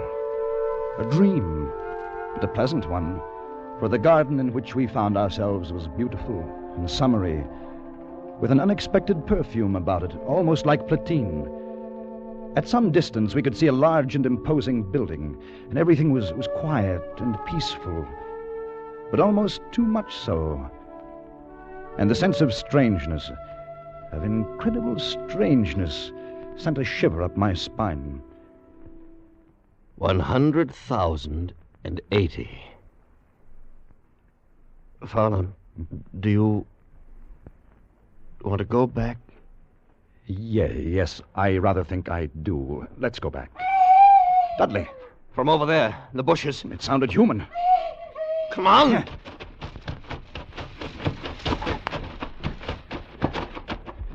Why, it's a child. Seems to be a very small girl. There's been a beast here of some kind struggled with. Look at the marks in her arms. Now, my dear, you'll be all right now. You won't be harmed. Of course, you won't understand English. Motioning us to go with her. Yeah. What about the animal? Did you see it? No, not a glimpse. Too fast for us. Perhaps we'd better go back, Dudley. The girl seems to be all right now. Leave her like this? Yes, I've had enough. Well, they haven't, old man. Because they're here. All around us. They had crept up on soundless feet to surround us. The little people of this era. And the girl we had saved was not a child, but a full-grown woman. For they all stood 4 feet high, dressed in simple tunics. Beautiful creatures, but terribly frail, with a plump, soft kind of frailty. They were like eerie figures in a dream, and all we could hear was the rustling of their clothes as they surged happily around us, their faces wreathed in smiles. Why, they're not savage at all. They're very loving, gentle little people. Yes. There's something terribly wrong with them. How do you mean? Seem to have the minds of 5-year-olds. Well, how do you expect them to be? Far ahead of us, of course, incredibly ahead of us in knowledge and in science. Look at them. Children. But they seem happy in this huge garden of theirs. Dudley, I've changed my mind. Let's stay. Maybe we shall enjoy spending a few days with our little friends. The little people led us home into their valley. They lived in colossal buildings, sleeping all together in one huge hall, eating in another, playing and frolicking together in the sunshine. And we lived with them for days in utter contentment. One afternoon, Dudley and I walked along the banks of the great river. Little people all wear the same clothes, the same soft, hairless skin, same feminine roundness of limbs. Yes. I wonder if it's because they're vegetarians. They're vegetarians because they have to be. You haven't run across any horses or dogs, cattle of any kind, have you? No, now that you mention it. With good reason. All extinct by now. Just as the dinosaur is with us. Dudley, there's something strange here. Something hidden away and silent here in the year 100,080. Felt the same way. I've taken the precaution of removing the control levers of the time machine, putting a master padlock on the main switches. Oh. Don't much fancy the idea of someone riding away with it into another century and leaving us here for the rest of our lives. Dudley, do you know where we are? Yes, this is where we landed. I thought so. Well, I wasn't sure. Why did you ask? What's happened to the machine? What? But they've taken it away.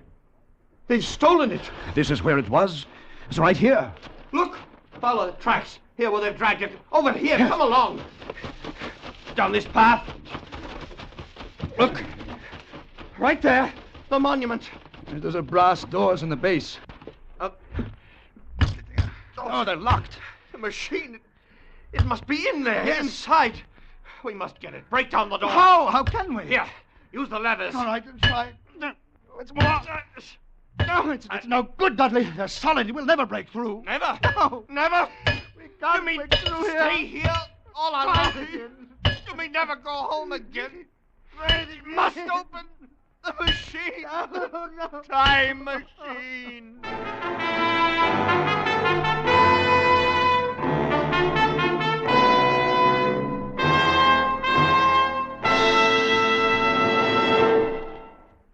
The laughs that Red Skelton and Amos and Andy bring to CBS on Sunday nights are doubled, tripled, and quadrupled because of the friends, relatives, and strange acquaintances they bring with them. Hardly a Sunday night goes by but you meet Shorty, the Kingfish, Sapphire, and a whole host of Amos and Andy funny friends. Red Skelton generously gives time to Willie, Clem, and the rest of his laugh-provoking pals. You're invited to meet them all again tonight on most of these same stations when Red Skelton and his gang and Amos and Andy and their friends pack the house with mirth at CBS, the Star's address. And now we return you to Escape.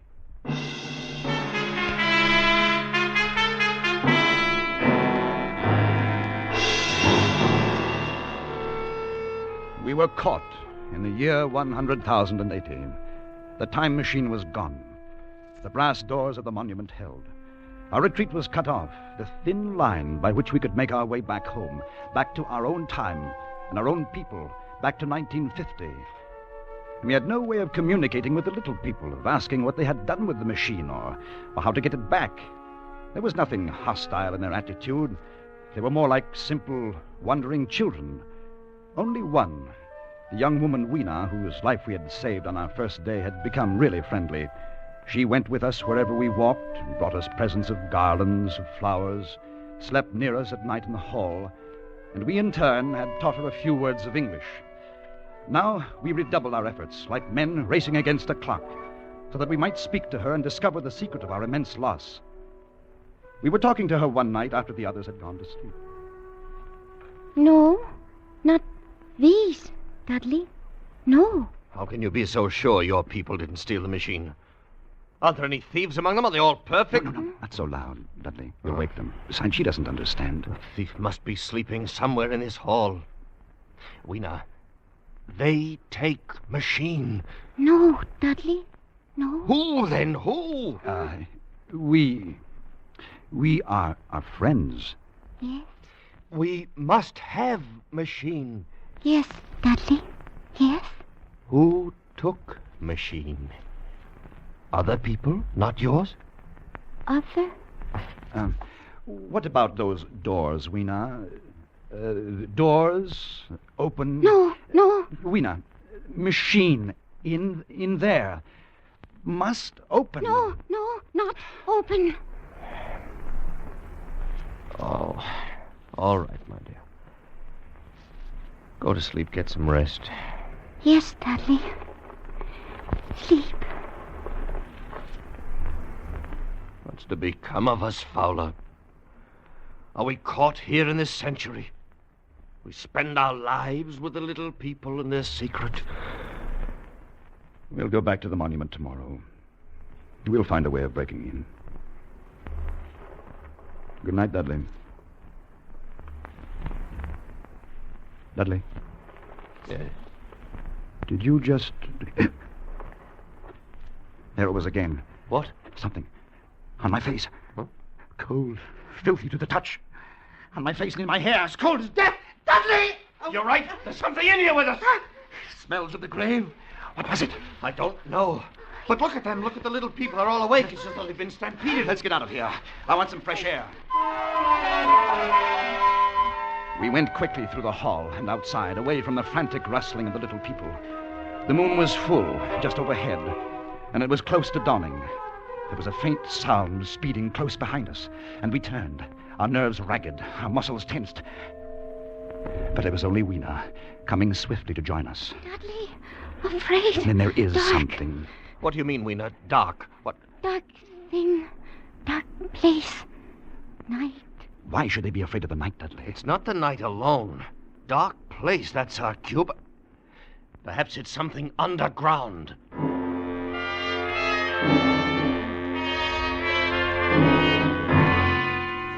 It was another day. We had wandered into a lovely wooded place about a mile from the community. And suddenly Weena screamed. Fowler! We stopped short. A pair of glaring eyes were fixed upon us. As we stood there, petrified, the thing, a little ape-like figure, rushed across our path and disappeared in a clearing about 30 yards away. What was it? I couldn't see it too well. It seemed to be a dull white with white hair on its head and down its back. It looked like a small ape. It was running on all fours, with its arms held very low. Weena, what was it? Morlocks. Morlocks. Who are the Morlocks? What are they? Weena, tell me. No. Let's go over there and see where it disappeared. Come along, Fowler. In the clearing, we found a round, well-like opening. Dudley and I leaned over and looked down a deep shaft. A small white creature was retreating down a ladder in the well, like a human spider, its large, bright eyes watching me as it went swiftly down. Then it disappeared in the shaft. Fowler, did you see it? Like an ape. Yes, but also like a man. So there are two species of men in this world. Yes. The little people above the ground and this obscene thing, this bleached monster below. That white look, common to animals that live in the dark. Like huge rats, like worms that are cold to the touch. I know because they've touched Fowler, me. you can feel the air being sucked down into this shaft. Yes. The earth must be tunneled enormously here under our feet. These monsters must live in the tunnels. I think we know now who stole our time machine. Yes. Then we'll go down and have a look. No, not go. Why not, go. Weena? Morlocks, you never come back. We must have our machine, my dear. You wait for us here. No. And so we went down, our heels ringing on the small metallic bars that were meant for creatures so much smaller than us. Down we climbed, down, ever in darkness. Down, it seemed, into the center of the earth, into the core of the world. How much longer? Won't know until we reach bottom. Can't be much further. Do you hear that? Like machinery. We're almost there. Well, thank heaven for that. All right, Fowler, I'm on the bottom. Come along, just a few more steps. Now, give me your hand, Fowler. Good. Yeah. Good. We're here. Yes, in the land of the Morlocks. Do you have a match? Yes, here. Seems to be a large vaulted cavern at the end of this passage. What do you suppose they'll do if they catch us? I've no idea. Better take care not to be caught. Another match. That throbbing noise. Probably their ventilating system pumping the air down. There must be thousands upon thousands of these Morlocks living under the earth. We haven't seen any yet, except for our friend who came down ahead of us. Why do you suppose they wanted our time machine? I think they wanted us, not the machine. And we've come to them. We must. It's our only chance. Fowler, if that noise does come from air pumps... Yeah? Why is it so stuffy here, so oppressive? Dudley. That smell. Blood. Light another match. Dudley. Look. Straight ahead. On the white metal table. Set for a meal. Yes. With a small haunch. Meat. We know that the cattle are extinct. Then, what do they feed on, these Morlocks? Don't you know? Yes, I know. Another match? Yes, here. Oh, Dudley, I have no more. I've used our last match. Oh. All right, we'll have to go back then. We know the secret now, anyway. These Morlocks living here, underground, are the masters of this age. And our friends up above, fatted cattle, fed by the Morlocks, clothed, supplied, and housed until the day when they're cut out of the herd and brought underground as food. This is the future you're looking at. This is what we men of the 20th century shall come to. Dudley! What is it? I felt hands. Cold hands. Take one of these levers. Yes. Use it as a weapon. Lash out. Against this wall, Fowler, here beside me. They're moving in. Fight them. Use the lever, man. Use the lever. Dudley, they're all around us. This way. Fowler, this way. Back this way. We went back in that evil darkness, fighting every step as we went. By my side. Back to those projecting bars, kicking and clawing ourselves loose from their pallid, grasping hands, and climbing up again, up toward daylight and freedom, away from their stench and the eagerness of their icy hands. And they did not follow, for daylight was their enemy and their great fear. And we lived among the lush gardens of the little people like prisoners, like men without reprieve, like men who are dead, though they still walk the earth. For the time machine was locked away behind great brass doors, and we knew we could never force them open. Then one day, Weena told us of an old building, an ancient sagging structure that had survived through many ages and was filled with many curious objects. A museum, that's what it must be, a museum, Fowler. Perhaps from some earlier time. I'm in no mood to go looking at a museum. Don't you see? What? Specimens hermetically sealed in museums. Perhaps there are things, weapons, machinery, something we can use. Yes, of course. If we could find some dynamite or gunpowder or something. We could blast those doors, we could get in. Where is this place, Weena? This old building that no one ever goes near? I take you. It's not far. A chance, old man. A slim one, but a chance nonetheless.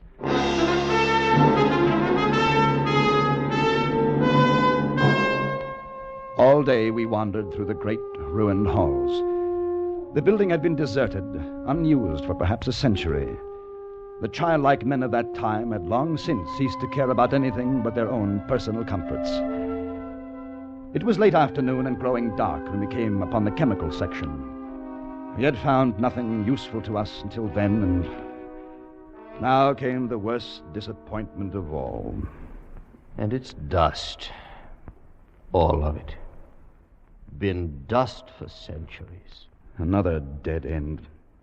It's hopeless. We were out of our heads to hope that nitrates would retain their form for 100,000 years. We go now? If nothing here? Oh, wait just a moment. Something in this case. Well, you can break it with your lever. Stand back a little. All right. Box of matches. Hermetically sealed. No, wait, let me see. Well, they're perfect. But they're not even damp. What shall we do with them? Burn down those brass doors? You'd better keep them. You can't tell. Fowler. What? On the floor, you see them? Where? Small, narrow footprints leading away into the darkness at the end of this gallery. Dudley! We'd better go. Pick Queen up and carry her. We'll have to run for us. Now, don't be frightened, my dear. It'll be all right. Go on, run! We came out of the gloom of that place into the deeper gloom of dusk. And suddenly we saw. We were trapped. All around us were the Morlocks. They were there by the thousand, surrounding us, and coming closer in a long, even line of deathly white, their eyes blinking in the half-light, their tiny mouths alive with appetite. Fowler, the matches! I have them. Just like a fire. Here, please. Hurry, man, the forest is dry. Hurry, man. We'll have an inferno here in a minute. Our little friends don't like light or heat. The fire leaped high to the heavens, and the countryside was ablaze. The Morlocks turned in fear, blinded by the glare.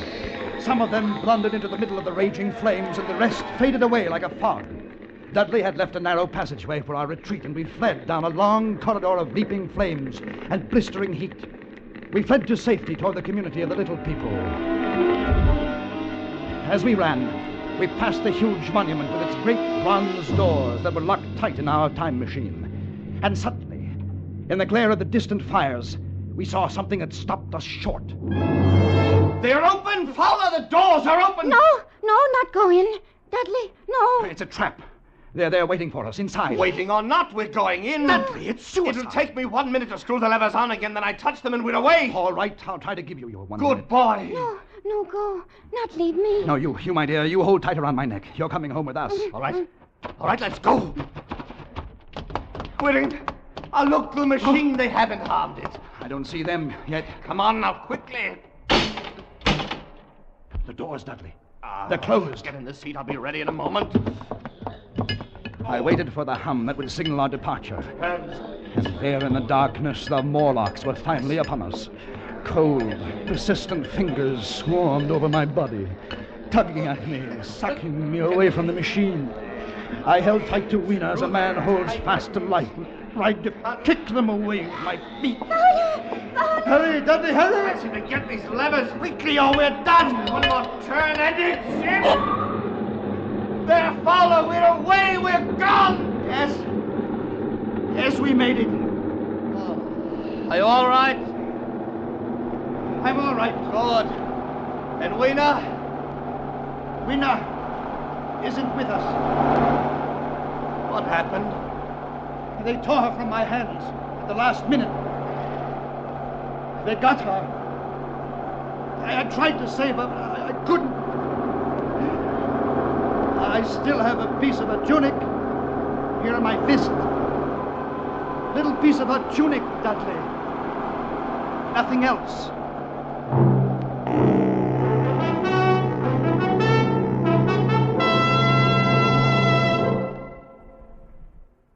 And so we came home again. Back into the very minute from which we had left. Back into 12 noon, October 22nd, 1950. We were in Dudley's laboratory again, motionless, sitting on the ridiculous contraption which he has called a time machine. Was it all a dream? Did any of it happen? Could any of it happen? Oh, of course not. How stupid. Then what of this?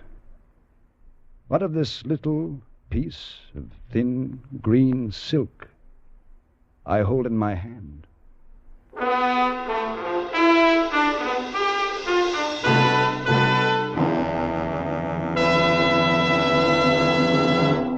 Escape is produced and directed by Norman MacDonald. Today we have brought you The Time Machine by H.G. Wells, adapted for radio by Irving Ravitch, and starring John Daner as Fowler and Larry Dobkin as Dudley, with Georgia Ellis as Weena. The special music for Escape was arranged and played by Ivan Ditmars. Next week, escape with us to a small fishing boat off the California coast and a night of terror and death at the hands of a brilliant madman, as Bud A. Nelson tells it in his exciting story, 7 Hours to Freedom.